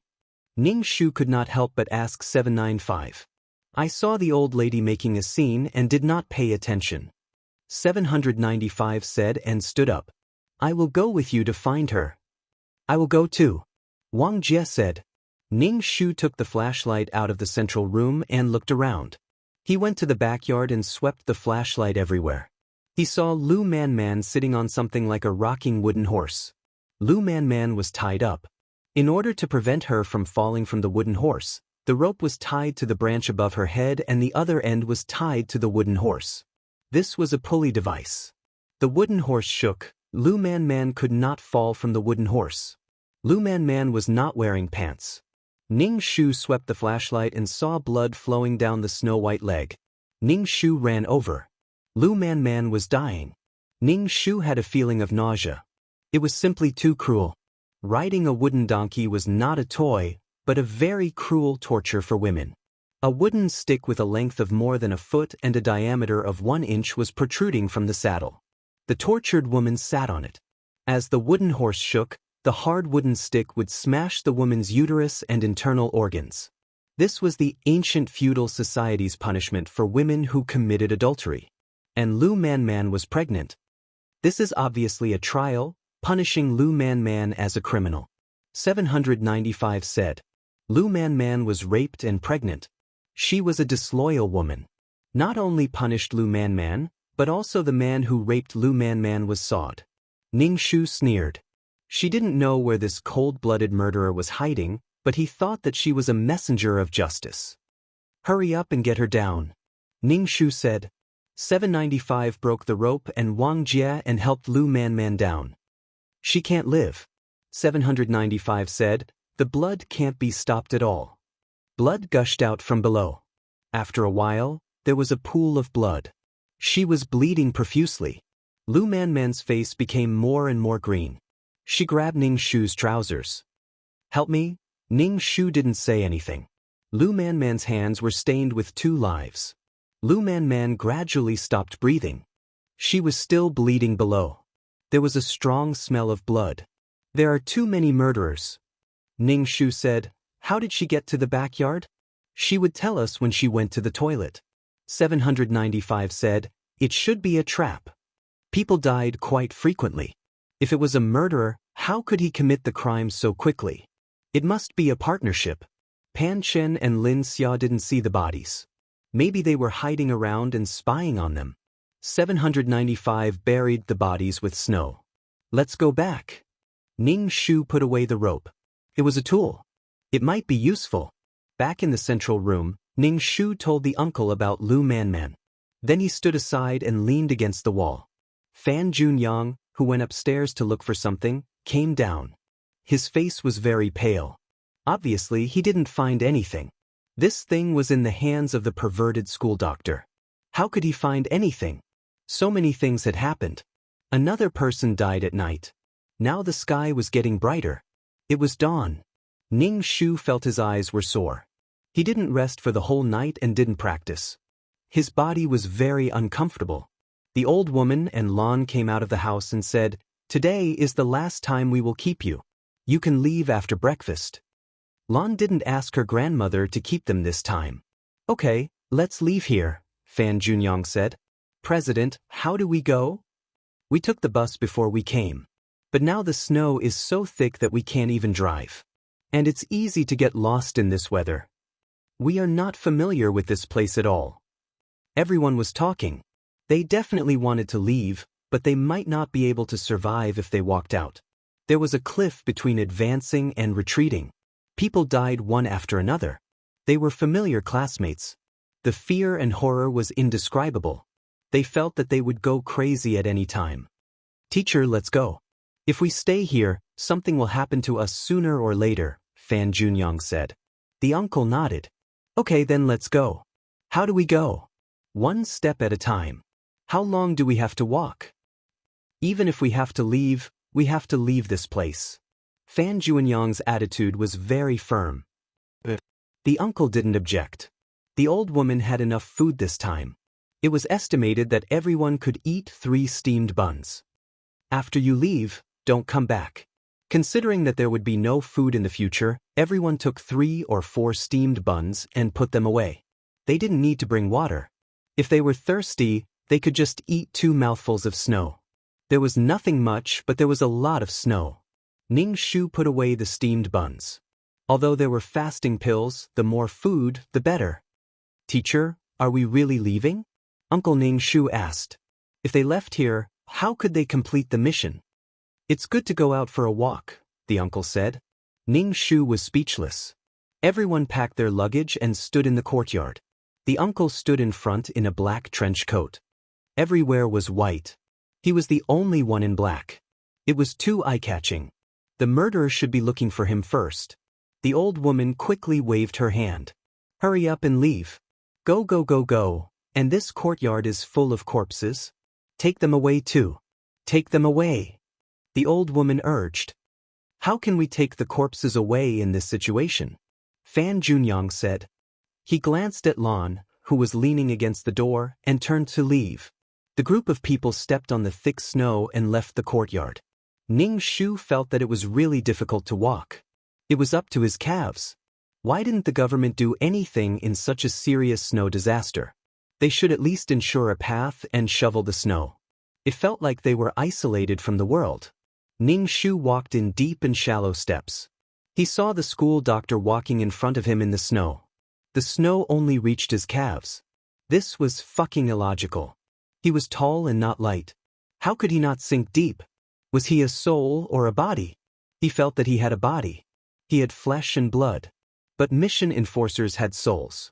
Perhaps when they were strong enough, they had a body. He was jealous. It was especially difficult to walk in the snow. He was panting, but he didn't walk far. Ning Shu couldn't understand why the uncle brought them away. Were they not going to complete the mission? Chapter 856. Ning Shu pulled his suitcase and looked at the school doctor walking in front of him. How long would he have to walk? When would he be able to leave? Looking at the endless expanse of whiteness around him, he felt despair just by looking at it. Especially after staying in the snow for a long time, it was easy to develop snow blindness, and one would lose their sight. Ning Shu had cultivated a peerless martial art before, so his physique was still okay. He could barely walk, but the others couldn't. They couldn't pull their legs out of the snow for a long time, and it was especially strenuous to walk. Teacher, can we rest for a while? I'm too tired, Fan Junyang said. The club members were all complaining. The uncle touched the jumping stone in his pocket and said indifferently, We've only walked for a short while, and you're already tired. We haven't even walked a mile. Let's rest for a while before we continue. Teacher, we really can't walk anymore. Lu Shanshan hammered her leg. Teacher, I beg you. Okay. The uncle nodded. Rest here for now. We'll continue later. Lu Shanshan suddenly smiled and sat directly on the suitcase. Ning Shu let out a long sigh of relief. She finally stopped. Everyone sat down, moaning and panting. The sky was already dark, and it looked like it was going to snow again. Fan Junyang raised his head and looked at the sky. His face was full of worry, and he couldn't help but look at the uncle. The uncle said, I'll go take a look around. You guys wait here. Teacher, where are you going? Lu Shanshan quickly stood up and said, I'll go with you. Ning Shu hammered his leg. He looked at Lu Shanshan, who was so tired that her face was pale. He was speechless that she still wanted to run with him. No, I'll be back soon. But it's going to snow soon, Lu Shanshan said. As Lu Shanshan spoke, a whistling cold wind blew, mixed with snowflakes. I told you to wait here. The uncle turned and left. The cold wind rolled up the corners of his clothes, and he gradually disappeared into the wind and snow. The uncle stepped on the snowy ground, holding the red rope in his hand. The stone released a clear cry, jumping about. A hand emerged from the snow, and the body was already covered by the wind and snow. In the snowstorm, a transparent soul was desperately grabbing snow to eat, looking extremely hungry. This was Lin Xia, who had run away earlier. He had died in the snow. Under the ravaging of the wind and snow, this spirit soul child appeared even fainter, as if it was about to dissipate. Seeing the soul, the stone jumped twice and sucked the transparent soul away. The uncle put the stone in his pocket and turned to leave. When the uncle returned, everyone looked at him as if they had seen their savior. Fan Junyang hurriedly said to the uncle, Teacher, what should we do now? The snow is getting heavier. We will freeze to death in the snow. What do you want to do?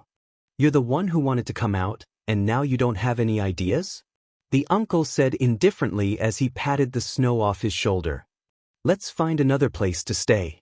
The snow is getting heavier, Fan Junyang said. But there aren't many people around. Lu Shanshan looked around and couldn't help rubbing her eyes. The wind was getting stronger and stronger, and some people's lips were purple from the cold. It didn't look good. Ning Shu felt as if the cold wind was blowing into his bones. It was really cold to the bone. She had cultivated a peerless martial art, but even she couldn't bear it, let alone the others. It's really cold. Lu Shanshan couldn't help but rub her arms. She looked at the uncle and said, If the snow doesn't stop, we won't be able to survive the night. 795 came to Ning Shu's side and said, Look at Lu Shanshan's behavior. She must want boss to take off his clothes and put them on her. Ning Shu looked at 795 from the corner of his eyes. You're too petty. Why are you treating a woman like this? Take out your masculinity. Besides, even if you put a shirt on a woman, it's a gentleman's performance. 795 sneered. Do you know who she is? Is she from ancient times? Ning Shu asked. Lu Shanshan was the name of her body. Her number was 496. Forget it. Modern people think that wearing ancient clothes can show off, 795 said.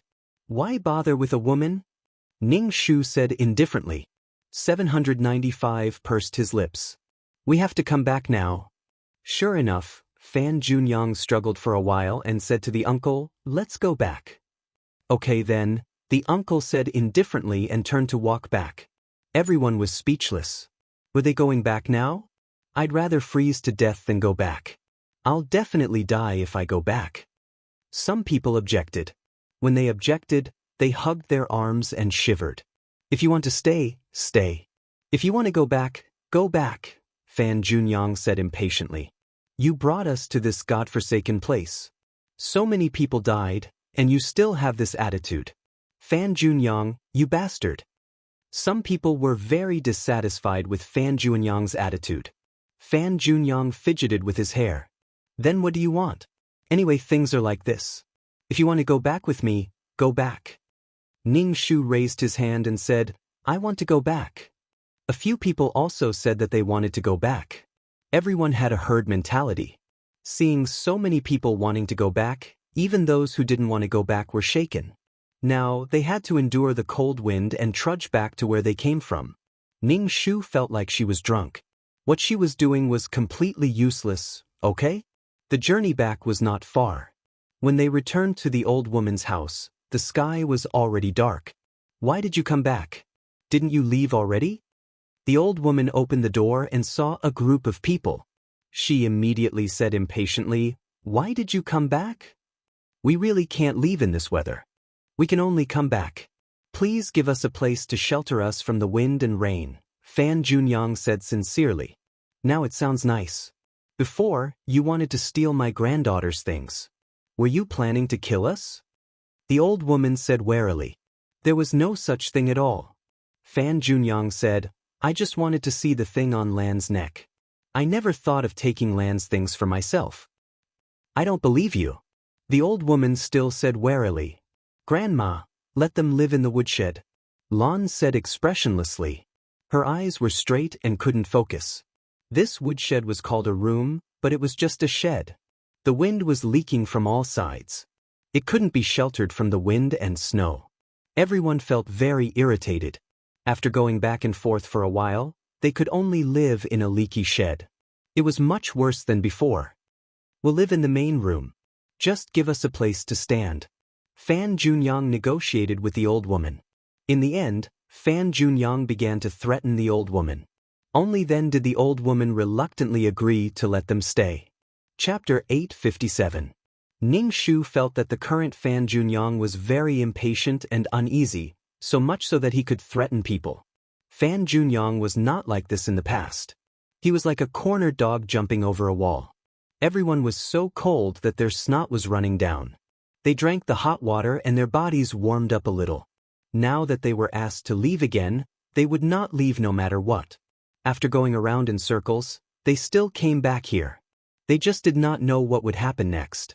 Ning Shu was more confused. Was the uncle such a boring person? Did he not do anything but take everyone for a walk? Ning Shu thought in his heart. He was really tired of this kind of non-stop killing game. He might as well take the initiative to attack. Anyway, Ning Shu could not figure out who the murderer was.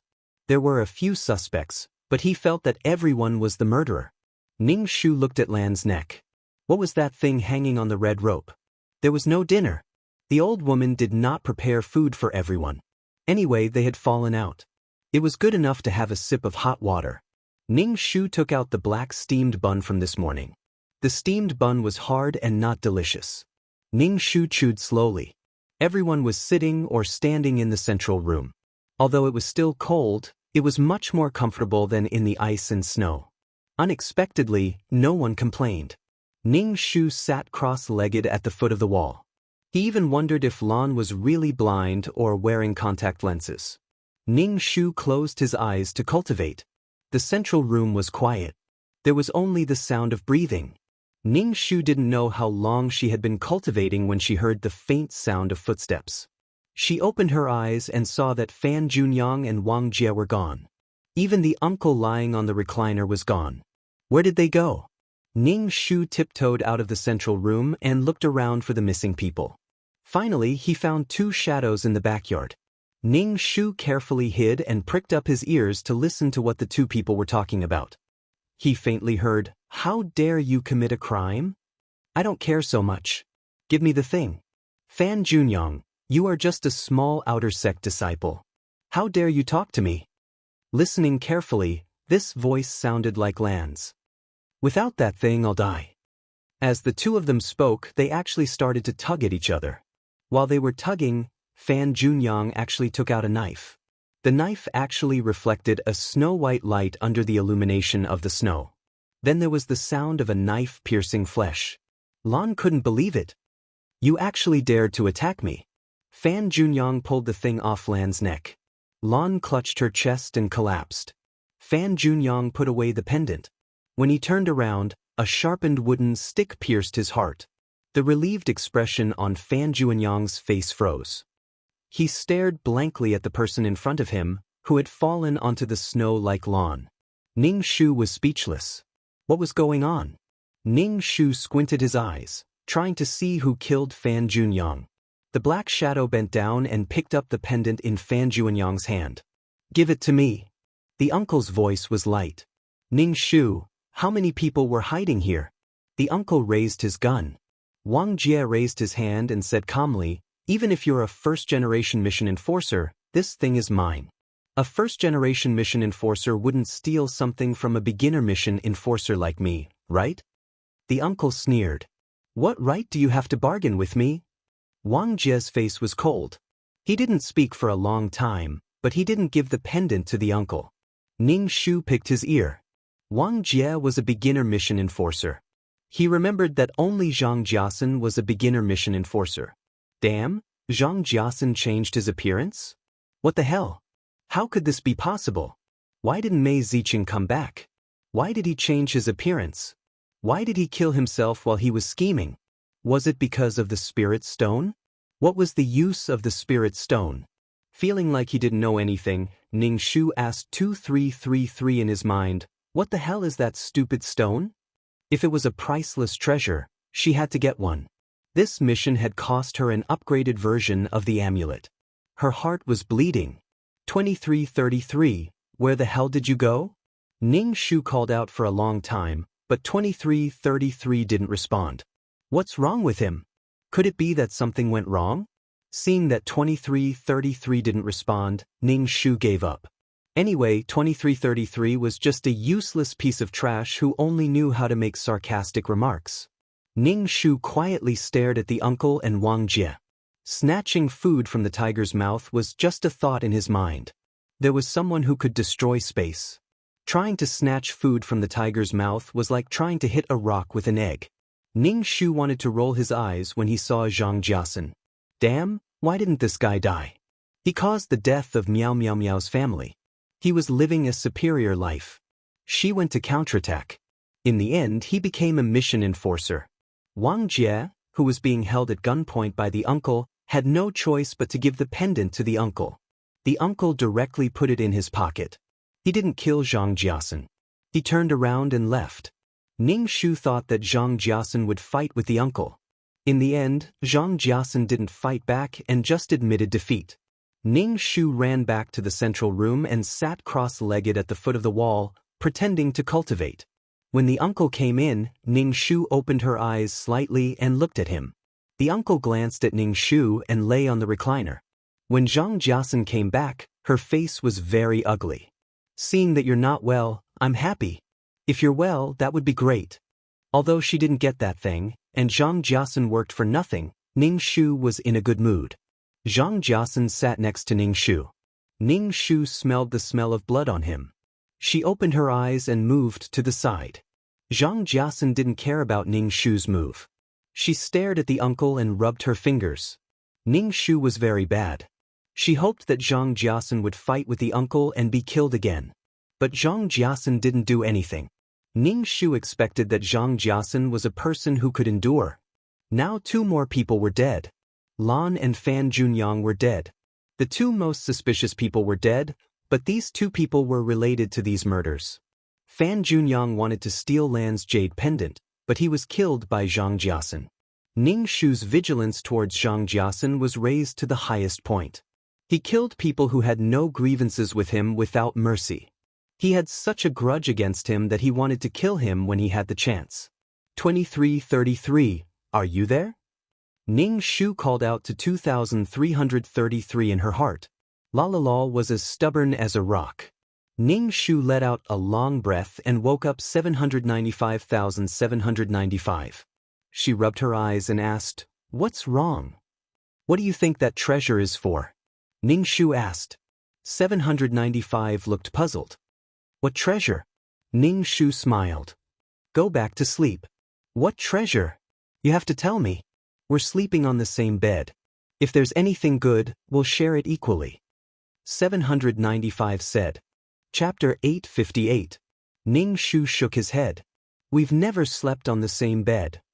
That's not the point. The point is that we need to earn some extra money for this mission," 795 said. Ning Shu didn't know if 795 was pretending or not, but Ning Shu didn't dare to look down on anyone. Moreover, 795 was a high-level mission enforcer. Ning Shu didn't believe that he didn't have some skills. How many missions did one have to complete to become a high-level mission enforcer? Ning Shu didn't say anything. He would see if he could pick up some scraps. Ning Shu didn't dare to snatch the things that were in the uncle's hands. He was definitely tired of living. At this moment, Zhang Jiasen turned around and said to Ning Shu and 795, "Do you want to work together?" "No need." Ning Shu rejected directly. Zhang Jiasen looked at Ning Shu. "Are you still angry?" "Oh, why can't I be angry?" Ning Shu said sarcastically. Zhang Jiasen was silent for a moment and said, Without forgiveness, one's life will be controlled by endless hatred and revenge. I really didn't mean to hurt you. Ning Shu said, speak human language. Zhang Jiasun said, please forgive me. Ning Shu, oh, greater the slamming the table and laughing hysterically. Ning Shu really had to hand it to Zhang Jiasun. How thick was his skin to say such shameless words? Seriously, forgive? Why don't you go to heaven? I'll kill you and say something on your grave. If you don't forgive me, one's life will be controlled by endless hatred and revenge. You have to forgive me. He would probably be so angry that his soul would scatter.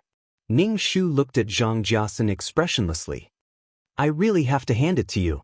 Zhang Jiasun didn't say anything. Perhaps he didn't care about Ning Shu's forgiveness at all. He was just casually saying a few words. The next morning, the old woman realized that her granddaughter was missing. She was so scared that her face turned purple. Where's my Lan? Lan. The old woman used her walking stick to look for her granddaughter. She found Lan's body in the backyard, which was almost covered with snow. She immediately threw herself on the body and cried. It's you who killed my Lan. The old woman pointed at the crowd with a trembling finger. Give me back my Lan. Zhang Jiasun said coldly, is she really your granddaughter? She killed Fan Junyang, Zhang Jiasun said. Ning Shu. Nonsense, you were the one who killed Fan Junyang. The ability to talk nonsense with a straight face was also rare in the world. Zhang Jiasun was really a shameless bitch. Impossible, Lan wouldn't kill anyone. She couldn't see it all. We lived together for more than 10 years. Lan is my granddaughter. How can she not be my granddaughter? The old woman held Lan's body and wailed. When she saw Fan Junyang's body not far away, she hit Fan Junyang's body with her walking stick. She hit Fan Junyang's head so hard that Fan Junyang's face was unrecognizable. Even his brain was smashed out. Everyone present felt a little disgusted and looked away. Who are you? How dare you treat my granddaughter like this, you despicable thing? The old woman looked very sad and frightened. Ning Shu narrowed his eyes and turned to quietly go to the central room. He was going to sneak into the old woman's room to see if there were any hidden mechanisms. Anyway, the matter was relatively clear. There were several murderers and accomplices. Fan Junyang and Lan were definitely acquaintances. I'll go with you. 795 saw Ning Shu sneaking and immediately said to Ning Shu. Ning Shu nodded and entered the room next to the central room. The room was very dark, a little dark and damp, and there was a musty smell. There was a small window curtain that had not been opened. Ning Shu opened the curtain and light shone into the room. Hurry up and see if there are any hidden mechanisms. Ning Shu said to 795. He fumbled in the bedside wardrobe and the shabby painting hanging on the wall. They are in the yard. Let's go out quickly. 795 said. Ning Shu also heard the footsteps. He went out of the room and closed the door. The old woman's turbid eyes were filled with tears. She shouted, "Get out of my house now. You killed my Lan. Lan was just a child who couldn't see. Why did you do this to her? Leave my house, get out," Zhang Jiasun sneered. "We won't leave. Now we can't leave at all. You are shameless." The old woman trembled with anger. "Now you want to take over the magpie's nest? This is my home." Zhang Jiasun walked to the old woman and opened the old woman's collar. He saw a black rope and directly pulled the pendant on the old woman's body. Ning Shu was a little surprised. The old woman actually had this kind of stone on her body. "Why did you take my things? Give it back to me." The old woman reached out to take back the pendant, but the old woman was no match for the young and powerful Zhang Jiasun. Zhang Jiasun kicked the old woman in the chest and the old woman fell to the ground. The old woman covered her chest for a long time and couldn't get up. Her face was pale. "Ouch, I'm going to kill someone. Ouch." The old woman covered her chest and moaned. "Wang Jieyu." The others looked at Zhang Jiasun. Apparently, they didn't expect Zhang Jiasun to be so ruthless. Moreover, the other party was an old woman. Zhang Jiasun put the spirit stone in his pocket and glanced at the uncle. The uncle's face was indifferent. No one could see his emotions. This grandfather and grandson are the murderers. Zhang Jiasan said. That's impossible. Why do they want to kill us? They are an old woman and a blind man. It's not easy to kill us. Isn't the blind man dead now? Zhang Jiasan didn't explain too much. His hand reached into his pocket and tightly held the pendant stone. Ning Shu saw that Zhang Jiasan cared so much about this stone. His heart was scratching. What was so good about this thing that Zhang Jiasan wanted to get it by hook or by crook? Why don't we stun that guy? Ning Shu said to 795 while hammering his chest. 795 said, Are you sure we are doing the task now? What if we get obliterated? Then forget it. Ning Shu stared at Zhang Jiasan's pocket. This thing fell into Zhang Jiasan's hands. He was really unwilling. The old woman stood up with difficulty with her walking stick. Her back was hunched, and her eyes swept over the crowd. You won't have a good ending. Then she went to the room and closed the door. Which room is the situation developing now? Damn. It was clearly a murder case. Now it has become a robbery? The cold wind whistled. Everyone entered the central room. Teacher, what should we do now? Lu Shanshan asked the uncle. Is it not done yet? Lu Shanshan wanted to ask how the task was completed. Ning Shu stared at Zhang Jiasan. Zhang Jiasan stood far away from the uncle. Obviously, he was afraid that the uncle would rob him again. Ning Shu thought for a moment. Then he took a shovel from the yard and began to dig up the soil. Chapter 859. After removing a layer of soil on the ground, the wooden floor was exposed. 795 knocked on the wooden board and made a hollow sound. It's empty, 795 said. I guess there's a passage and a building below. 795 took the shovel from Ning Shu's hand and began to dig at the solid soil on the ground. But after a while, the ground of the central room was turned over, revealing a floor that was pieced together by wooden planks. Ning Shu crawled on the ground and tried to see through the cracks to see what was below. All he saw was darkness. He couldn't see anything at all. Help me see if there are any traps around here, 795 said to the others. The uncle sat steadily on the recliner and didn't move. Lu Shanshan whispered to the uncle. Look at her, 795 said to Ning Shu. Ning Shu was speechless. What did Lu Shanshan do to 795? Ning Shu's nose twitched. Do you smell blood? 795 kicked the door open. Ning Shu looked inside and saw the old lady kneeling on the ground. Her eyes were dark and hollow. Her eyeballs were dug out. There was still some flesh and blood stuck on her face. Ning Shu looked away after a glance. This was the bloodiest murder that Ning Shu had ever seen. Everyone's death was particularly miserable. There's a passage in this room. We didn't see anyone enter this room from next door.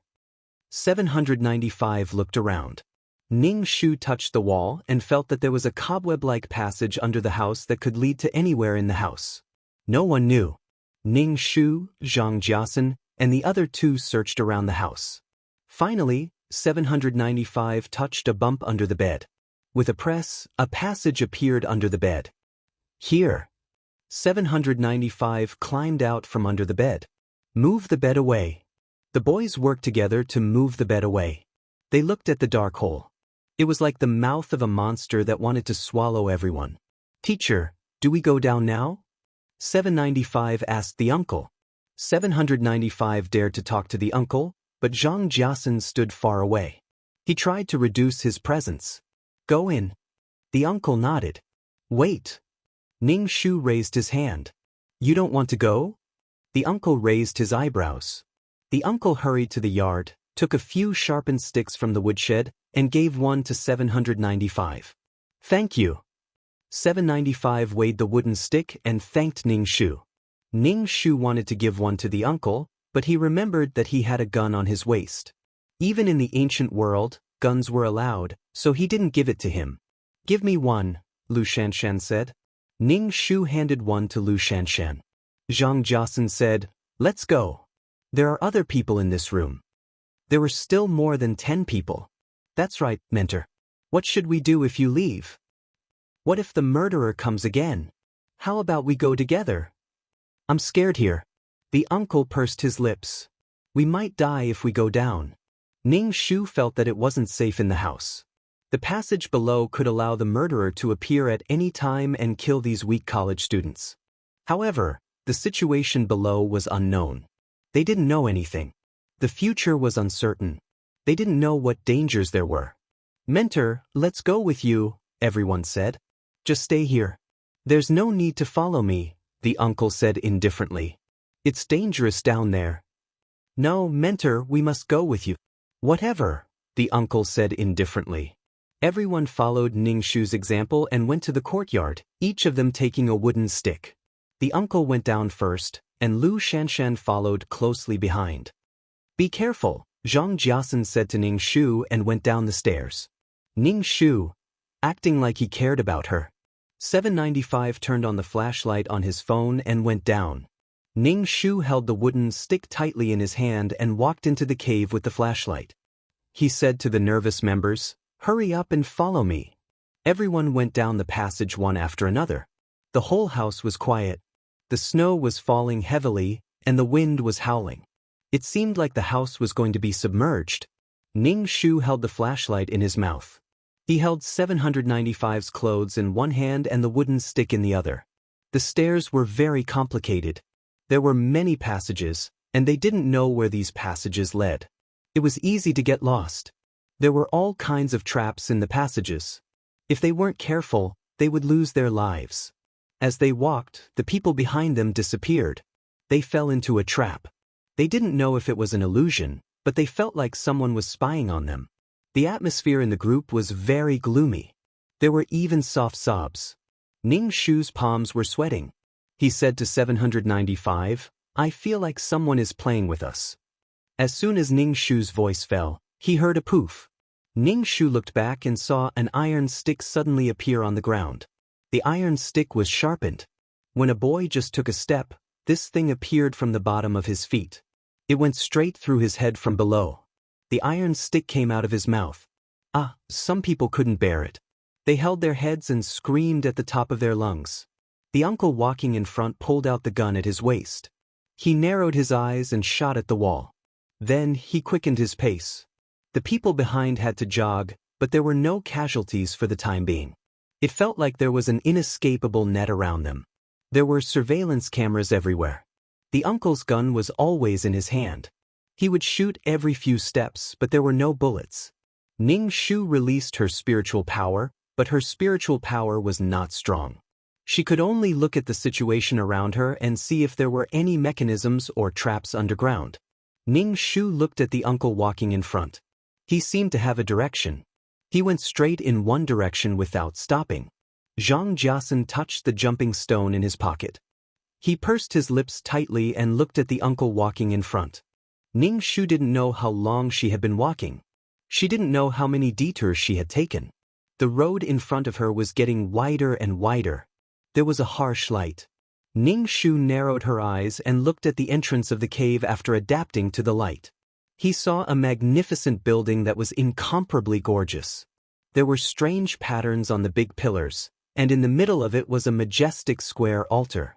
There was a pillar on the altar, and on the pillar was a perfectly round crystal.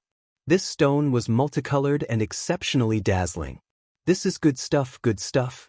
795's breathing was very rapid. He couldn't help but move 2 steps forward. Zhang Jiasen touched the stone in his pocket that was jumping more and more.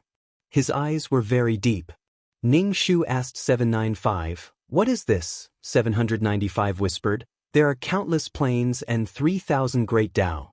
There are always some things that jump out of the great Tao of heaven. They are not troubled by karma and can avoid the sins of karma." "Get to the point?" Rory said a lot. He didn't understand at all. Chapter 860. 795's face was red with excitement.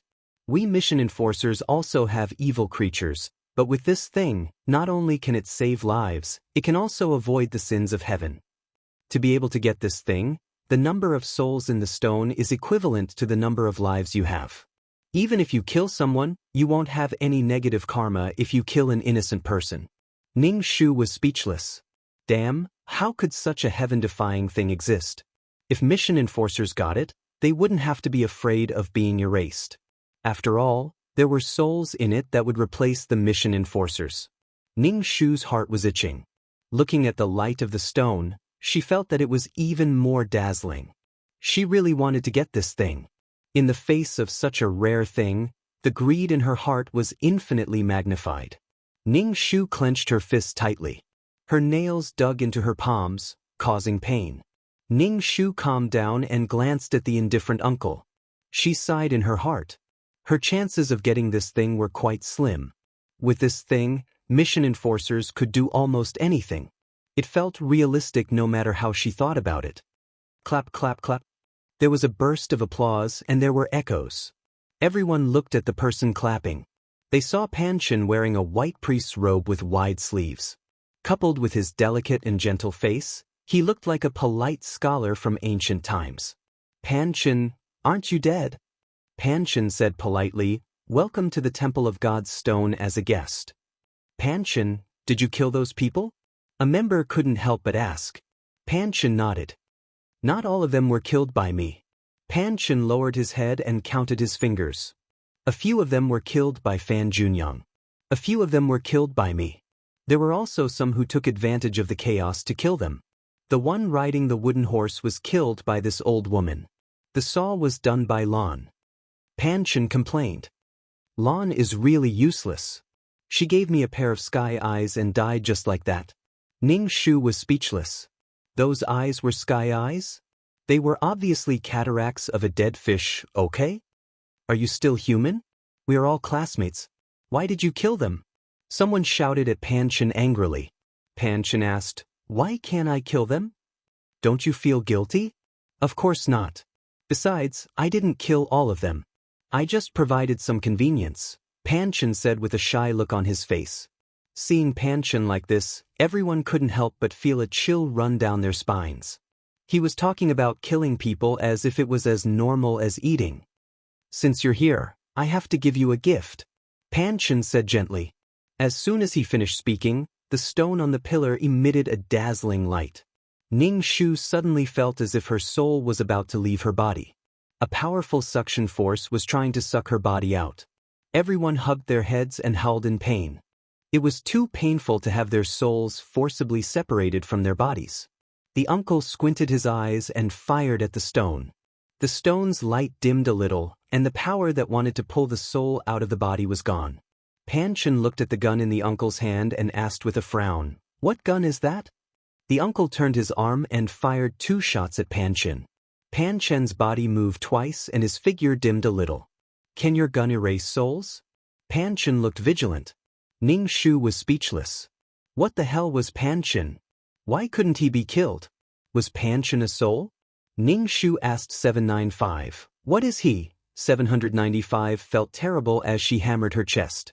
Depressing, I don't know how many souls this guy has absorbed.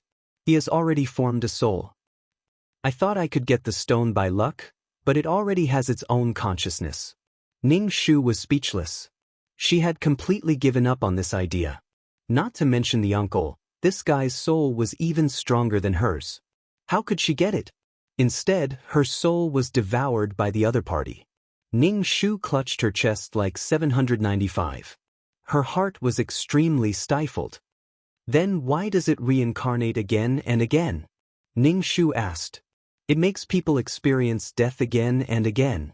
The more painful, the more hatred, the more fear, the 7 emotions and 6 desires are magnified infinitely. The power of the soul becomes stronger, 795 said. Zhang Jiasen stared at Pan Chen. His eyes narrowed as dark waves surged in his eyes. Everyone retreat, the uncle said calmly. Everyone immediately retreated. The uncle waved at Pan Chen. Come here obediently. Pan Chen took 2 steps back and looked at the gun in the uncle's hand warily. His handsome face was filled with doubt. Can you tell me what the gun in your hand is? The uncle was expressionless. You're really disobedient. He fired 2 more shots at Pan Chen. Pan Chen's soul dimmed a little. His expression became serious as he turned into a stream of light and entered the stone. The uncle fired at the stone. The stone shook slightly and the entire underground building started to shake. The stone emitted a strong suction force, wanting to suck everyone's souls into the stone. The uncle frowned.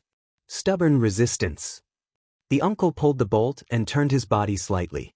His body and the gun formed a straight line and he fired at the stone. Ning Shu held his head and saw that the space was slightly distorted. A strong force hit the stone. The stone exploded with a bright light to resist this strong force. But the result was obvious. You guys can go. I won't make things difficult for you. Pan Chen's voice came from the stone. A light shot out from the stone and went towards the uncle's face. The middle-aged man dodged to the side and fired 2 more shots at the rock. Pan Chen showed his body and looked at the uncle. You're a soul too? We're the same. Why are you making things difficult for me? Pan Chen said unhappily. Ning Shu looked at the uncle's windbreaker. Was he really a soul? He was no different from a real person. He clearly had a body. 795 sat on the ground. We're done. Let's just watch. Ning Shu squatted beside 795 and whispered to him, Didn't you say that this stone was divided into mother and child stones? Ning Shu raised his chin in Zhang Jiasan's direction. What's the use of child stones? 795 glanced at Zhang Jiasan. It has the same effect. But it's very difficult to condense consciousness. It's a heaven-defying ability, but it's impossible to give it heaven-defying wisdom. I don't know what kind of opportunity Pan Chen had, but he has consciousness. 795 hammered his chest. Damn it. The treasure is right in front of me, but I can't get it. Ning Shu was even more upset than 795. He was upset that Zhang Jiasan had gotten this thing. He didn't know what would happen to Zhang Jiasan in the future. What was worse than not getting the treasure was that the enemy got it. Perhaps Ning Shu's gaze was too intense. Zhang Jiasan turned and met Ning Shu's gaze. Zhang Jiasan smirked at Ning Shu. Ning Shu pouted. What was there to be proud of? Getting it was one thing, keeping it was another. Chapter 861. Pan Chen and the uncle faced each other. Pan Chen realized that his method of attacking the soul was useless against the man in black. Instead, his own soul had lost a lot of soul power after being shot a few times. Facing the black muzzle, Pan Chen felt his heart palpitate.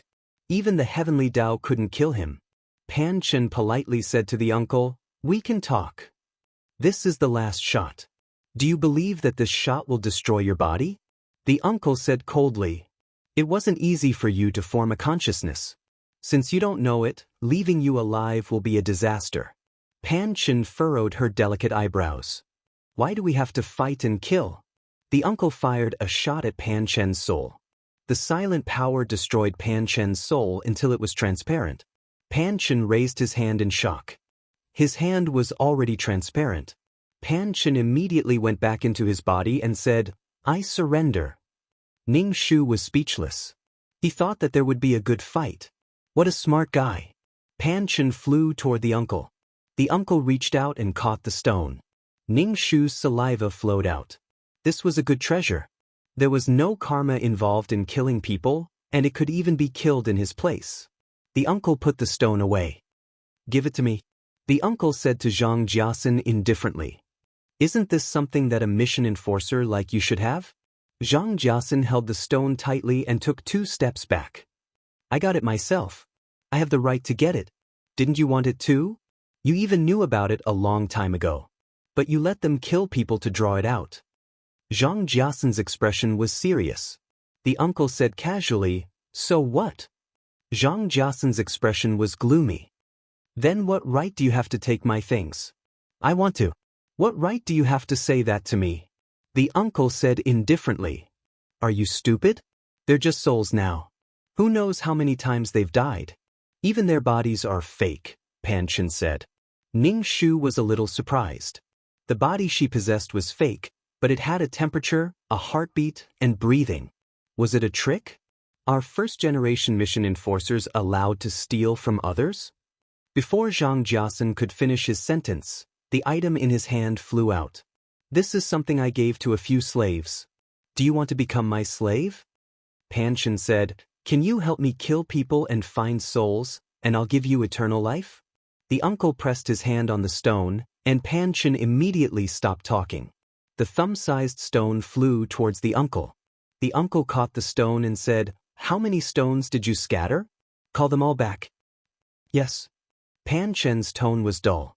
Zhang Jiasan's face turned green, extremely unsightly. When Ning Shu saw that the thing that Zhang Jiasan had painstakingly planned was gone, he was overjoyed and couldn't help but want to stand up and applaud. Well done. However, with this kind of thing, without any restraints, they would be unrestrained and unrestrained. Mission enforcers without any restraints would cause immeasurable damage to the plane. Without Pan Chen's support, the space began to collapse. Everyone felt their vision blur before they appeared in the central room. They felt a tremor under their feet. The god's stone temple must have collapsed. Ning Shu let out a long breath. This mission was finally completed. He had wasted an upgraded version of the amulet. However, now that he could hold his head high and see Zhang Jiasan fail, he felt that it was worth it. What happened to me? The bodies of the surviving members began to slowly turn into stone. In the end, they became human-shaped sculptures. Their souls floated out of the stone statues, and each of them became soul bodies. Ning Shu also returned to his original appearance. The mission enforcers also recovered. Lu Shanshan was wearing an elegant ancient costume. She was extremely beautiful. Wow, your souls are not bad. If I had known, I would have swallowed you all first, Pan Chen said in a muffled voice. The uncle pointed his finger in the air. A black hole slowly appeared from his fingertip. As soon as the black hole appeared, the soul bodies rushed towards it. The black hole gradually shrank and finally disappeared. Ning Shu had seen this kind of black hole when he was a Maoshan Taoist priest. What is that? Ning Shu asked 795. The path to reincarnation. These people are already dead. Naturally, they will be reincarnated, 795 said. Ning Shu, damn, he casually summoned the path of reincarnation. Ning Shu smiled. Stay away from the uncle in the future. Who knows, he might kick her into the path of reincarnation. Go back, the uncle said calmly. Ning Shu suddenly felt dazed. When he opened his eyes, he was already in the virtual space's private room. Ning Shu let out a long breath. He looked down and saw that his soul had dimmed a lot. Are you okay? Mei Ziqing asked Ning Shu. Ning Shu turned and saw Mei Ziqing. He asked in surprise, You've been waiting here? Yes, I had to wait for you guys to come back. The mission is only considered complete, Mei Ziqing said. Ning Shu asked in confusion, Don't you have an upgraded version of the amulet? Why didn't you exchange for one? Mei Ziqing said helplessly, I've been stuck at the high-level mission enforcer level for a long time. Every bit of merit I use is a little less. I have to save it to level up. Ning Shu nodded. Mei Ziqing said, Then I'll leave first. I have to see how much merit I have this time. But I died early, so I don't think I have much merit left. I still have to do this kind of mission. Looks like I still have to exchange for a few upgraded versions of the amulet. Sigh. Mei Ziqing's figure disappeared after he finished speaking. Ning Shu said, 2333, I'm leaving too.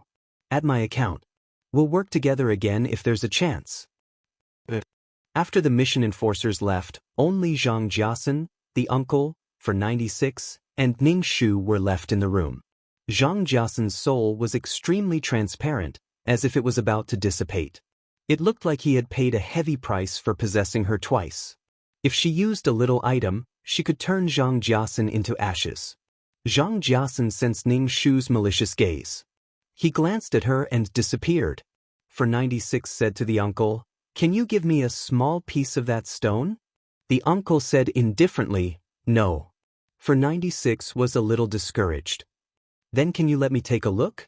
I'll just take a look. I've never seen such a stone before. Can I just take a look? Ning Shu saw that 496 seemed to be acting coquettishly with the uncle. It was a little awkward, but the uncle's composure was really good. Even in the face of such a beauty, he still had a cold expression. For 96, who was rejected, looked a little unhappy.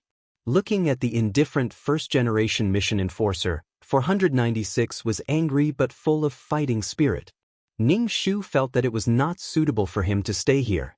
He called out to 2333 in his heart, Return to the system space. Yes. 2333, who was lying like a corpse, finally responded. Ning Shu felt dizzy and left the virtual space. Chapter 862. Back in the system space, Ning Shu hurriedly sat on the carpet and began to cultivate. This time, he had used up a lot of his soul energy. When his soul energy was sufficient, Ning Shu stopped cultivating and asked 2333 coldly, "Where did you die? Why didn't you reply to my questions?" "I crashed. I was working on the data," 2333 said. "Didn't I get a system's luck and laws?" Ning Shu was speechless. Her and 2333's 8 characters clashed. That was why they were not on the same beat. Ning Shu was too lazy to say anything. He opened his status panel to see what he had gained. Number, 2333. Name, Ning Shu, Intermediate Mission Taker. Age, 27 points, 11.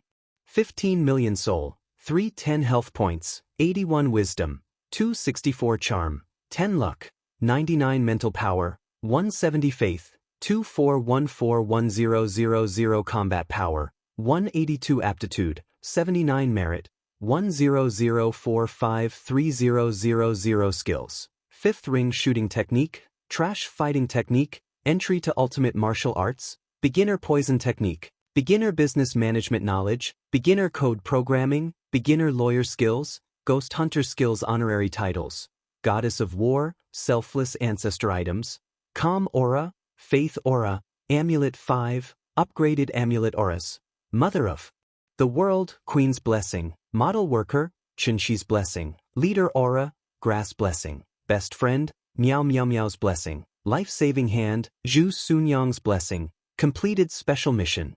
Received 3,000 merit points and 1,000 faith points. Ning Shu rubbed his eyes.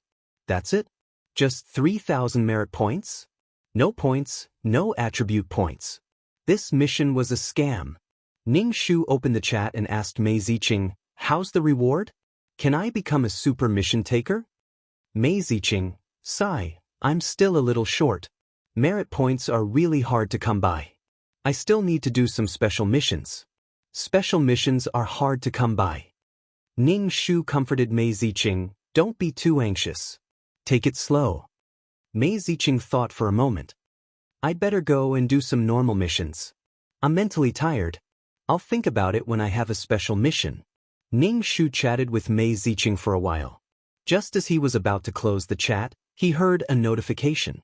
Ning Shu clicked on it and saw that it was 795 requesting to speak to her.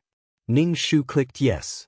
795 sent a message and asked, "How was the mission this time? What did you get?" "It's not ideal," Ning Shu replied. 795 said, "Pan Chen isn't someone we can control. He didn't do anything, so naturally he didn't gain much." Ning Shu sighed. It would have been better for him to do normal quests, earn 20 million points, and become an advanced quest taker. As for becoming an advanced quest taker, that was too far away. Ning Shu was too lazy to even think about it. There was another ding. Someone wanted to talk to her. Ning Shu opened it and saw that it was number 6457. This number was Zhang Jiasen. Ning Shu rejected it without hesitation. She was too lazy to talk to Zhang Jiasen, and there was nothing to say. Anyway, Zhang Jiasen would take the opportunity to kill her. He was very scheming. He was saying nice things to her now, but the next time he had the chance, he would be merciless. Ning Shu turned off the chatting system and took out the Peerless Martial Arts secret book. She wondered how she could turn this book into a world. What did she need? She really wanted to have her own world. Ning Shu closed the book. She remembered that the silver-haired man still owed her 3 questions. Should she ask him? The silver-haired man was quite knowledgeable. Ning Shu took the book and said to 2333, "Let's go to the virtual space." Ning Shu felt dizzy for a moment. She stood on the Bluestone Street and walked towards the consultation room with the Peerless Martial Arts Manual. Walking into the consultation room, Ning Shu smelled an elegant aroma. She felt her mind clear, and the negative emotions in her heart slowly dissipated. Her heart was calm. Ning Shu breathed in the aroma desperately. The silver-haired man came out from the inner room. When he saw Ning Shu, his expression was indifferent. He never left the book, and his long silver hair was tied up. What do you want to ask this time? The silver-haired man sat down. His movements were elegant, gentlemanly. Ning Shu put the book on the table and asked, "What do I need to form a world?" The silver-haired man raised his eyebrows. "You are only an intermediate quest taker, and you want to build a world? Build a world?" She remembered that 795 also said to build a world. Ning Shu opened the book and said to the silver-haired man, "Take a look and see if you can form a world." The silver-haired man took the book and flipped through it page by page. He raised his eyebrows. "Patterns formed by the power of faith can form a world, but it is more difficult. A world must have its own laws and power system to maintain the world's operation. It must have an environment that allows living beings to survive. Water, sunlight, earth, and soul all have their own origins. The 5 elements of metal, wood, water, fire, and earth also have their own origins. These origins are what maintain the world." Ning Shu straightened out the silver-haired man's words and asked, "Then do I need to obtain the elemental origins?" The silver-haired man closed the book and pushed it to Ning Shu. "Yes, the origins aren't easy to obtain. They are usually derived from the world itself. With your current strength, it is too difficult to create a world with human power." Ning Shu pursed his lips. Maybe he can obtain the origins. Ning Shu asked, "What is building a world?" Mission enforcers are also a kind of cultivator. Usually, when you become a super mission enforcer, you will start to build your own world.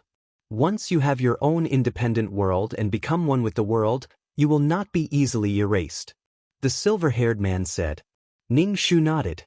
795 said that 496 was a super mission enforcer who did not even know how to build a world. So that was what it was. The silver-haired man said, "You have already asked 2 questions. There is only one free question left."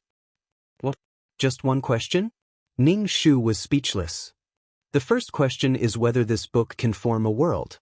The second question is what is building a world?" The silver-haired man crossed his arms and said in a noble manner. Ning Shu was speechless. "Damn it, so black-hearted. Profiteer." Ning Shu smelled the agarwood.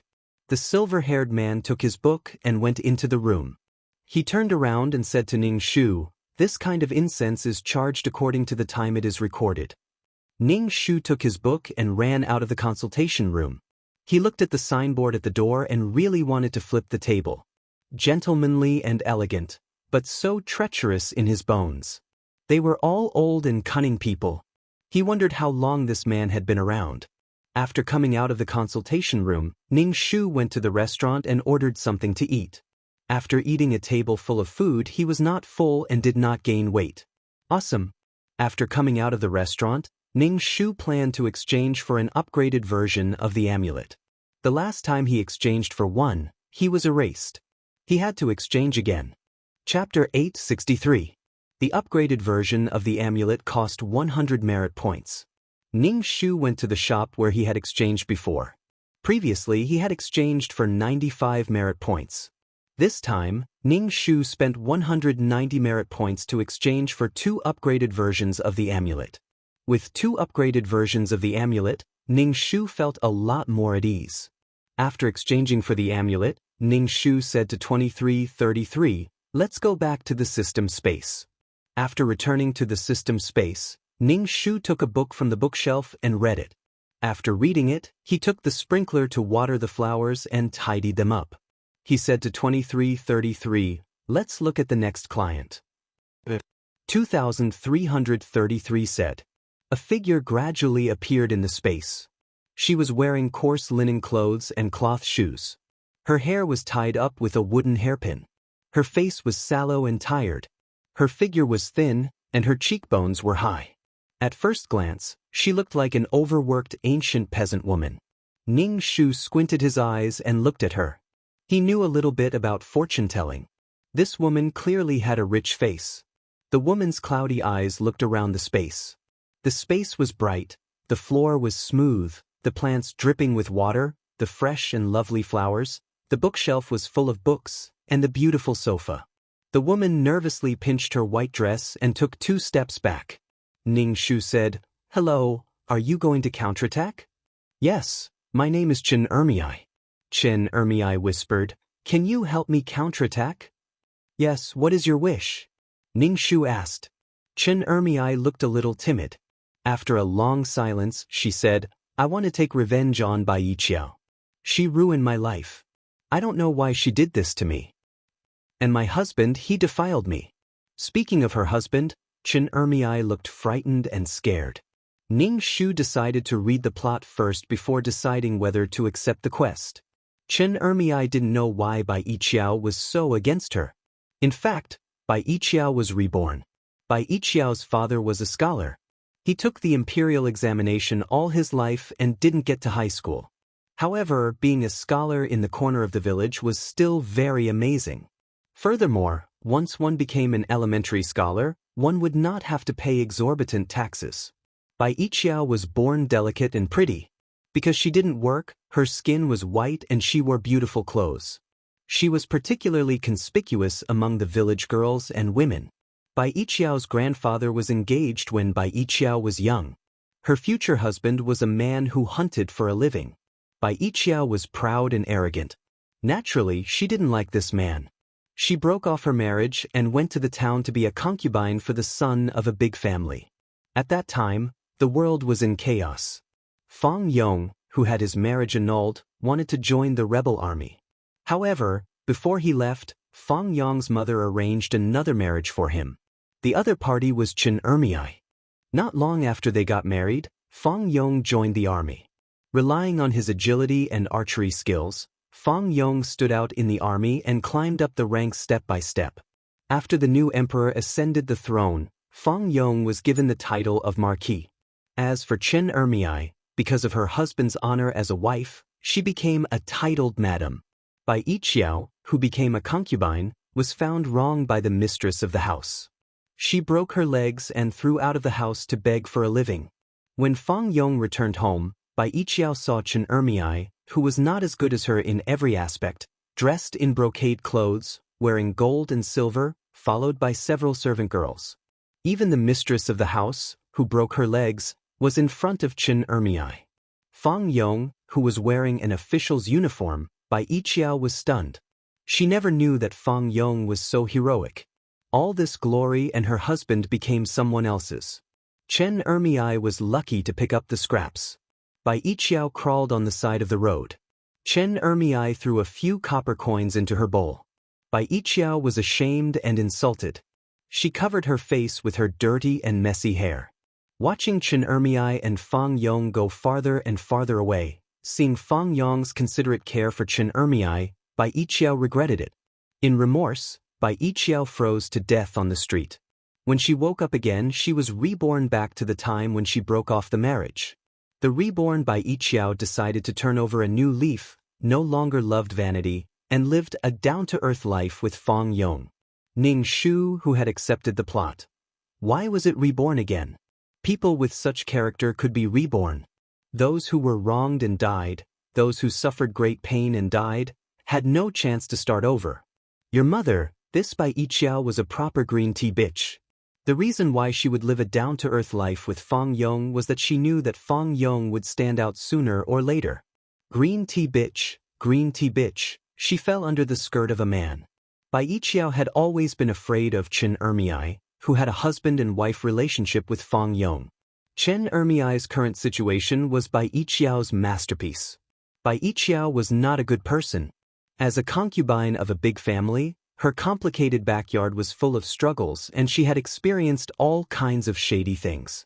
Ning Shu looked at Chen Ermei. It was hard to imagine that when Chen Ermei died, she was only in her 30s. Ning Shu asked Chen Ermei, "To counterattack, you have to contribute your soul force. Are you sure?" Chen Ermei nodded. "I'm sure. I'll contribute 50% of my soul force." "Then your wish is to take revenge on Bai Yiqiao and your husband?" Ning Shu asked. Chen Ermei's eyes dimmed. She bit her lips and nodded, "Yes." "Well, I'll take this mission," Ning Shu said. "Thank you, girl." Chen Ermei bowed to Ning Shu. Her figure gradually disappeared from the system space. Ning Shu opened the system exchange store and exchanged for fasting pills, some medicine, and detoxification pills. Thinking of the chaotic world of cannibalism, Ning Shu wanted to exchange for some weapons. He exchanged for a dagger that could cut iron like mud. When everything was ready, Ning Shu said to 2333, "Enter the mission." "Okay." 2333 replied. Ning Shu's head was dizzy. She felt that her body was fusing with another body. She felt that someone was pressing on her body, pecking her neck, making a tsk sound and spitting out a disgusting breath. A pair of hands touched her body and took off her clothes. Ning Shu immediately opened her eyes and saw a man lying on top of her. Ning Shu's heart was filled with a disgusting feeling. She reached out and slashed the man's neck. The man's eyes rolled back and fainted on top of Ning Shu. Ning Shu pushed the man on top of her away and swung her hand. Her hand hurt from the palm strike. Ning Shu fiercely kicked the man and quickly buttoned up her unbuttoned clothes. This man should be the husband of the original owner, Li Guzi. He was a loafer who stole chickens and dogs. He looked wretched. This was the time to change Chen Ermiai's life. Li Guzi defiled Chen Ermiai and was caught in bed. Under the pressure of all parties, even Chen Ermiai's suicide threat could not change the fate of marrying Li Guzi. Ning Shu put on her shoes and took out her dagger. This Li Guzi was simply a scum. Chapter 864. Ning Shu held a sharp blade and planned to teach Li Guzi a lesson. He heard hurried footsteps outside the house.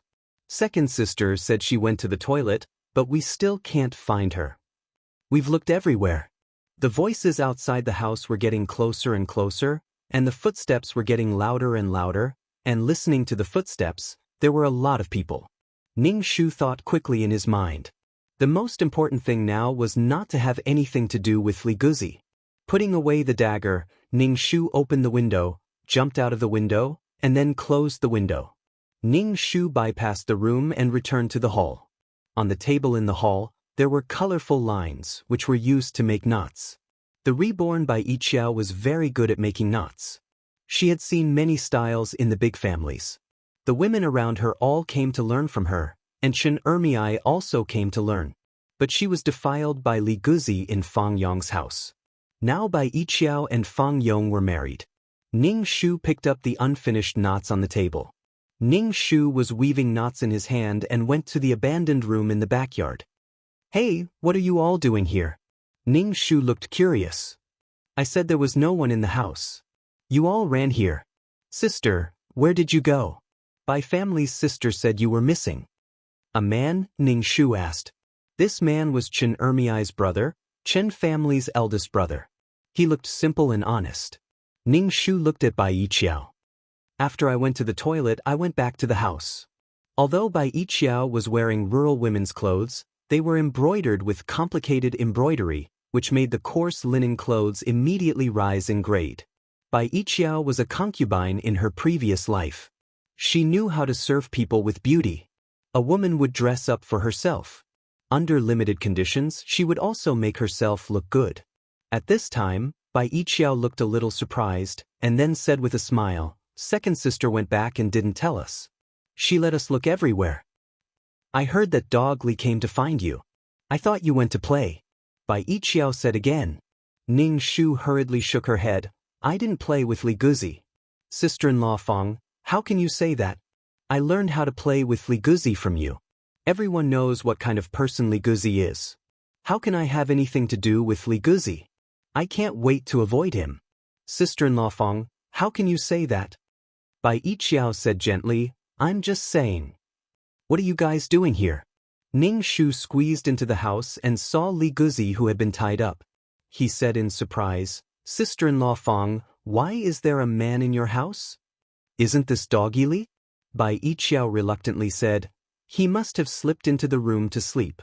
Ning Shu's face was full of disdain for Li Guzi. "When Big Brother Fang Yong comes back, let him teach this Doggy Li a good lesson. If I don't know, I'll think that you're hiding a man and ruin your reputation for no reason." Bai Yiqiao's face was a little ugly. There was a moment of sharpness in her eyes.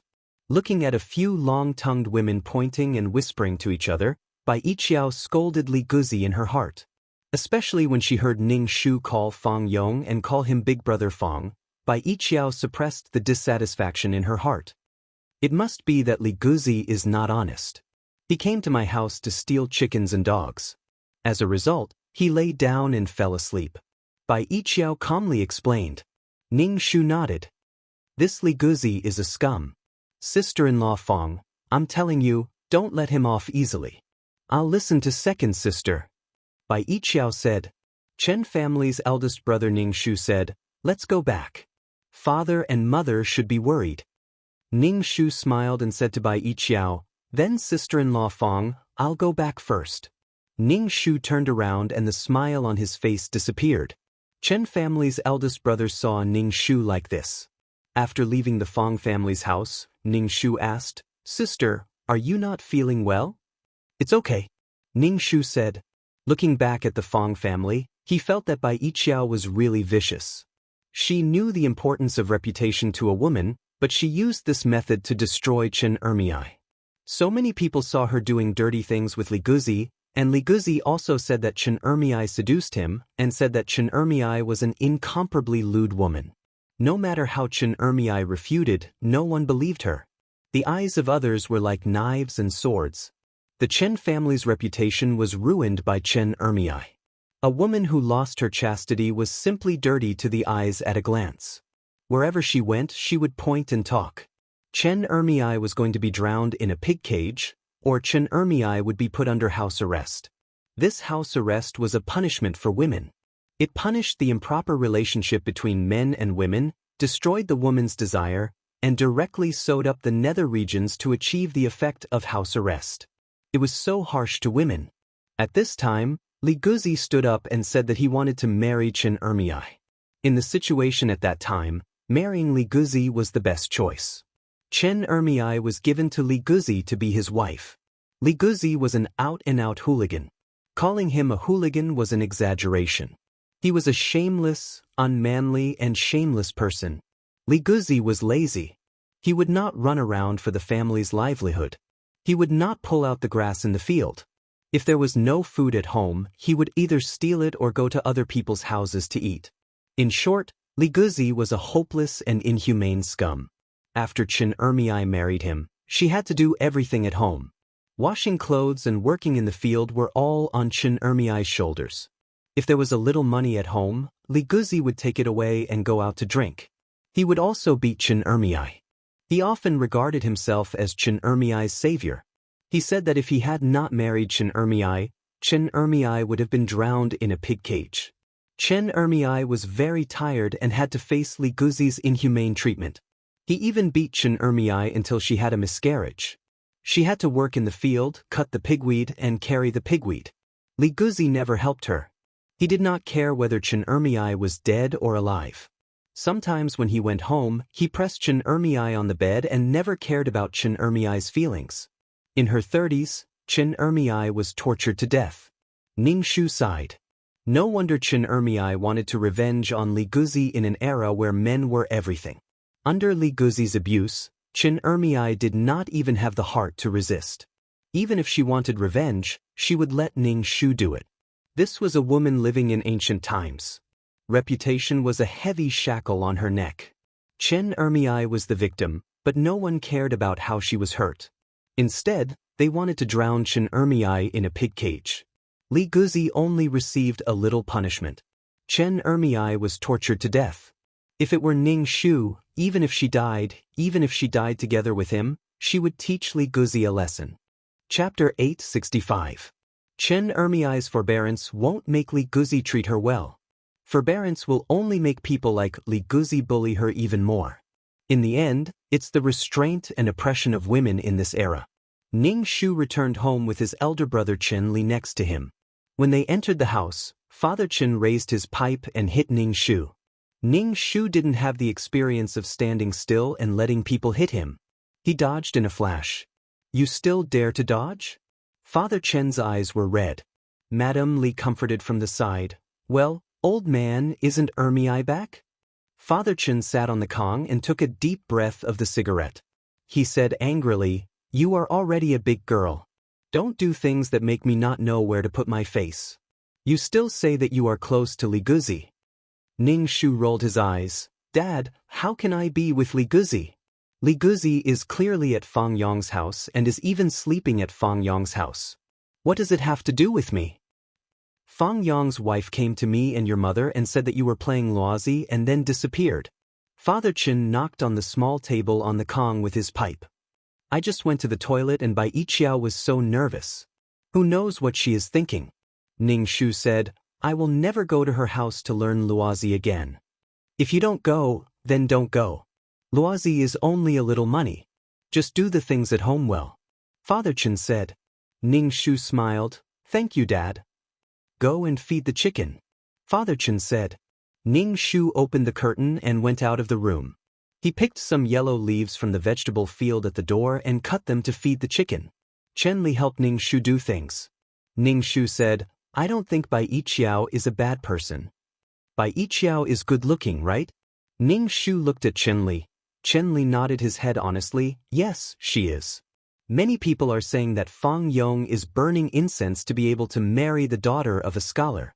Moreover, she is a virtuous and beautiful daughter-in-law. Ning Shu sneered. In the eyes of men, there was only color. The wife looked at the 8 characters, and the concubine looked beautiful or ugly. In Ning Shu's view, Bai Yiqiao's whole body couldn't get rid of that concubine style. She was already married to Fang Yong, but she did such a thing to Chen Ermiai. In her last life, Bai Yiqiao was caught in bed and slept on the same bed with the manservant in the house. The head of the house broke her legs on the charge of adultery. In this life, Bai Yiqiao used this method on Chen Ermiai. Ning Shu really couldn't figure it out. Why would such a person have the chance to be reborn? Bai Yiqiao was a genuine green tea bitch. Although she was reborn and lived a down-to-earth life with Fang Yong, but in her last life, she tried to seize the favor of the young master. The young master fell in love with her in this life. He even wanted to divorce his wife and remarry for her. The reborn Bai Yiqiao was like a cheat. She had money in business and knew that chaos was coming. Fang Yong would participate in the uprising, grow food and buy food. She often sent food and clothes to the uprising army, causing many people in the uprising army to envy Fang Yong for having a good wife. Even the leader of the uprising army, the future emperor, had a good impression of her. But in this life, Bai Yiqiao swore to live a good life with Fang Yong and make it up to him. No one else cared. In the end, Bai Yiqiao naturally became a legendary woman. Ning Shu, her mission was to take revenge on Bai Yiqiao and Li Guzi. Naturally, she wouldn't let Bai Yiqiao be so glorious. Rebirth was rebirth. Why did she have to trample on others? Ning Shu asked Chen Li, Big brother, what kind of sister-in-law do you want to marry? Chen Li scratched his head, someone who is willing to treat me well. If she looks good, that would be even better. Ning Shu's mouth twitched. Without strength, beauty was a disaster, whether it was for men or women. Ning Shu said some meaningful words, which made Bai Yiqiao's situation a bit awkward. The most important thing was that Li Guzi was in her house. Bai Yiqiao's previous excuse was that Chen Ermiai and Li Guzi had agreed to meet at her house. Chen Ermiai used the excuse of learning to play Luozi to have an affair with Li Guzi. But now nothing happened between Chen Ermiai and Li Guzi. Instead, she fell into a quarrel. Bai Yiqiao couldn't help but scold Li Guzi in her heart for being useless. Fang Yong came back with 2 pheasants. Bai Yiqiao thought about it and told Fang Yong what had happened. Fang Yong was powerful. He lifted the tied-up Li Guzi and gave him a fat beating. The wretched Li Guzi was beaten until he cried out. Bai Yiqiao was angry with Li Guzi. She let Fang Yong beat him and didn't stop him. Fang Yong was a man of propriety. He stopped after teaching Li Guzi a lesson. He threw Li Guzi out of the yard of Fang's house and pointed to Li Guzi and said coldly, If you dare to come to my house again, I will break your legs. Hearing that her leg was broken, Bai Yiqiao's leg reflexively turned cold. Her leg was broken in her last life, and the feeling of her skull being broken made Bai Yiqiao still terrified. Since she was reborn, she felt that it was a dream. When she woke up, she was still crawling on the ground with a broken bowl in front of her, begging the people who came in front of her to give her some money and food. She didn't want to live like that again in her life. She wanted to live a good life with Fang Yong. Fang Yong was a hunter. He hunted in the mountains all year round. His body was stained with blood and had a murderous air. With such a cold face, he was quite powerful. Ligui, who bullied the weak and feared the strong, was so scared that he almost peed in his pants. He didn't dare to say anything at all. Bai Yiqiao said to Fang Yong, Li Guzi said that he came to find Chen Ermiai. He said that he had an appointment with Chen Ermiai, but he slipped into the room and fell asleep. Fang Yong frowned his thick black eyebrows and said doubtfully, Why did Chen Ermiai make an appointment with Li Guzi in our house? Fang Yong was a person who fought with wild beasts in the mountains and forests. If he really didn't have a brain, how could he rise in the army and finally achieve glory? Bai Yiqiao pursed her lips and said casually, I don't know. It's estimated that Father Qin is strict, so he can only use this method. Fang Yong told Bai Yiqiao, Don't believe what people like Li Guzi say. Which girl in the village doesn't take a detour when she sees him? Chen Ermiai is not so stupid to have a relationship with such a person. When Bai Yiqiao heard Fang Yong's words, she was immediately unhappy. She always felt that there was an inseparable connection between Fang Yong and Chen Ermiai. After all, these two people were husband and wife in their previous life and had children. Although she was not worried, Bai Yiqiao said with a smile, So you know Chen Ermiai very well? It's not that I know. If Chen Ermiai didn't degrade herself, she wouldn't have interacted with Li Guzi like this. Li Guzi is not someone a woman can entrust her life to. Fang Yong said with a smile. Fang Yong pinched Bai Yiqiao's white and smooth face. Why do I feel that you are jealous? You're my wife. Chen Ermiai has nothing to do with me. I'm just talking about it. Bai Yiqiao patted Fang Yong's hand away and pretended to be angry. I'm not jealous. You're jealous. Chapter 866.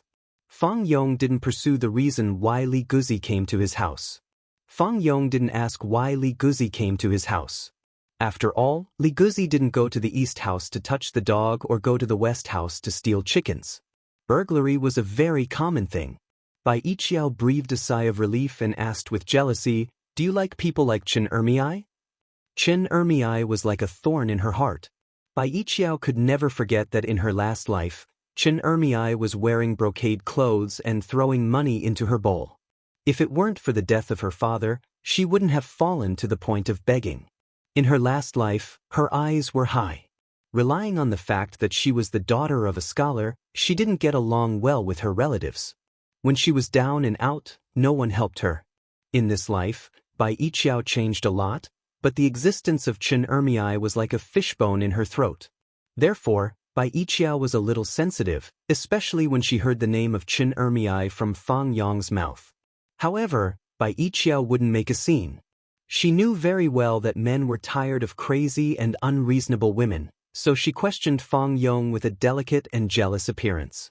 Bai Yiqiao's appearance was very delicate and pretty. Her white skin was not like that of a peasant woman. Her body had a faintly discernible charm, which made Fang Yong like her very much. If I can have a wife like Yiqiao, I won't care about other women. Fang Yong said. Fang Yong was really good to Bai Yiqiao. Fang Yong tried his best to do well inside and outside the house, so that Bai Yiqiao could do less. Such a charming wife, he really couldn't bear to let her be tired. However, Bai Yiqiao still helped to do things. Bai Yiqiao planned to be a loving husband and wife with Fang Yong.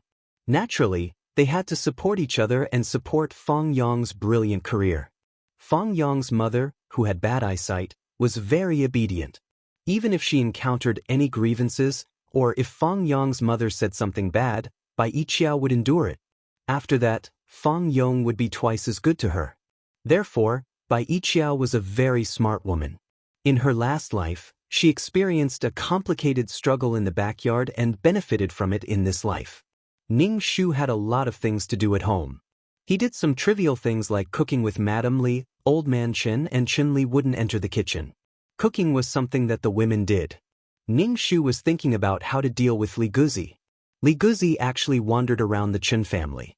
When he saw Ning Shu, he immediately licked his bare face and said some specious words. How could you abandon me at Fang Yong's house? We had an agreement. After you left, I was beaten up by Fang Yong. Li Guzi said to Ning Shu coquettishly, My body hurts. Ning Shu tilted his head and looked at Li Guzi indifferently. Li Guzi's appearance was really unpleasant to the eyes. There were vegetable leaves on his teeth. He looks like a toad. Not to mention his appearance, Guzi Li's extremely shameless character made Sister Chen want to commit suicide at that time. Although Sister Chen is not so beautiful and stunning, her facial features are good, her figure is moderate, and she is pleasing to the eye. When Li Guzi saw that Ning Shu was indifferent to his words, he was a little anxious. Li Guzi felt that he was not young and should marry a wife. Sister Chen was still good. Li Guzi knew that Chen family didn't like him, so he shouted to Ning Shu across the fence, "Sister, have you forgotten that we are in the same room? We made an appointment." Ning Shu's expression was cold. Li Guzi really wanted to pour feces on her body all the time, and wanted to make her reputation unbearably bad. In the yard, Madame Li heard Li Guzi's mouth full of feces and her face was pale with anger. "Li Guzi, if you dare to come to my house again and slander my sister, I won't spare you." Madame Li, Sister Chen's mother, hit Li Guzi with a broom. While dodging Madame Li's broom, Li Guzi shouted shamelessly, "My sister and I like each other. Auntie Li, we are both surnamed Li. We are from the same family." Li Guzi's behavior attracted a lot of people to watch. Madame Li was so angry that her body trembled. "I will tear your mouth." It was an eye-opener for Ning Shu. How could a person be so shameless? Li Guzi was so noisy that someone must have given him advice. Ning Shu stroked Madame Li's back and looked at Li Guzi. "Li Guzi?" "Yes." Li Guzi immediately replied with a smile. Ning Shu said, "I never made an appointment with you in any room. It was you who went to the Fong family by yourself.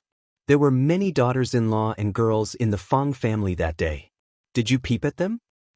How did you get into the Fong family's room?" Ning Shu was indifferent. "The door was locked. How did you get in?" "We had an agreement." Li Guzi said anxiously, "We did that." When Li Guzi said that, Ning Shu suddenly felt that many people were looking at him with subtle eyes. Ning Shu pursed his lips. He opened and clenched his fists. Ning Shu really wanted to kill Li Guzi. Ning Shu said calmly, "In the Fong family's sister-in-law's house? Do you think the Fong family's sister-in-law's house is a brothel or a red light district? Why do you think we met in the Fong family's sister-in-law's house?" "Li Guzi, if you don't make it clear, our family will ask Li Jing to deal with this matter." Ning Shu said, "We have to prove the Fong family's sister-in-law's innocence. How could she allow you to enter her house?" Li Guzi immediately said, "Fang Yong's wife didn't know at all. We made an appointment." "Son of a bitch, you have to slander my daughter like this." Mrs. Li hit Li Guzi with a broom. "What kind of rotten person are you? Don't we all know that my daughter is involved with you?" Li Guzi was unhappy at once. "Auntie, I'm not happy when you say that." "I don't care if you're happy or not." Mrs. Li hit Li Guzi's face with a broom and Li Guzi screamed. Ning Shu looked at Li Guzi silently. He was determined to pour feces on her. In order to dispel a rumor, another rumor had to be created. Ning Shu narrowed his eyes and looked at Fang Yong and Bai Yiqiao, who were walking towards him. Bai Yiqiao was wearing a pleated skirt, a brightly colored blouse, and a delicately embroidered vest. Her face was delicate, with a charming and immature feeling of being a woman for the first time. She was not inferior to those little wives of big families. She was particularly different in the gray crowd. The fabric Bai Yiqiao was wearing was not very good, but she was good at using some small accessories and embroidery to make her clothes beautiful. Many men's eyes were looking at Bai Yiqiao. Fang Yong stared at Li Guzi and said in a low voice, "Are you making trouble again?" Seeing Fang Yong, Li Guzi shrank a little. He felt that the place where Fang Yong hit him was painful again. He said in a low voice, "I didn't.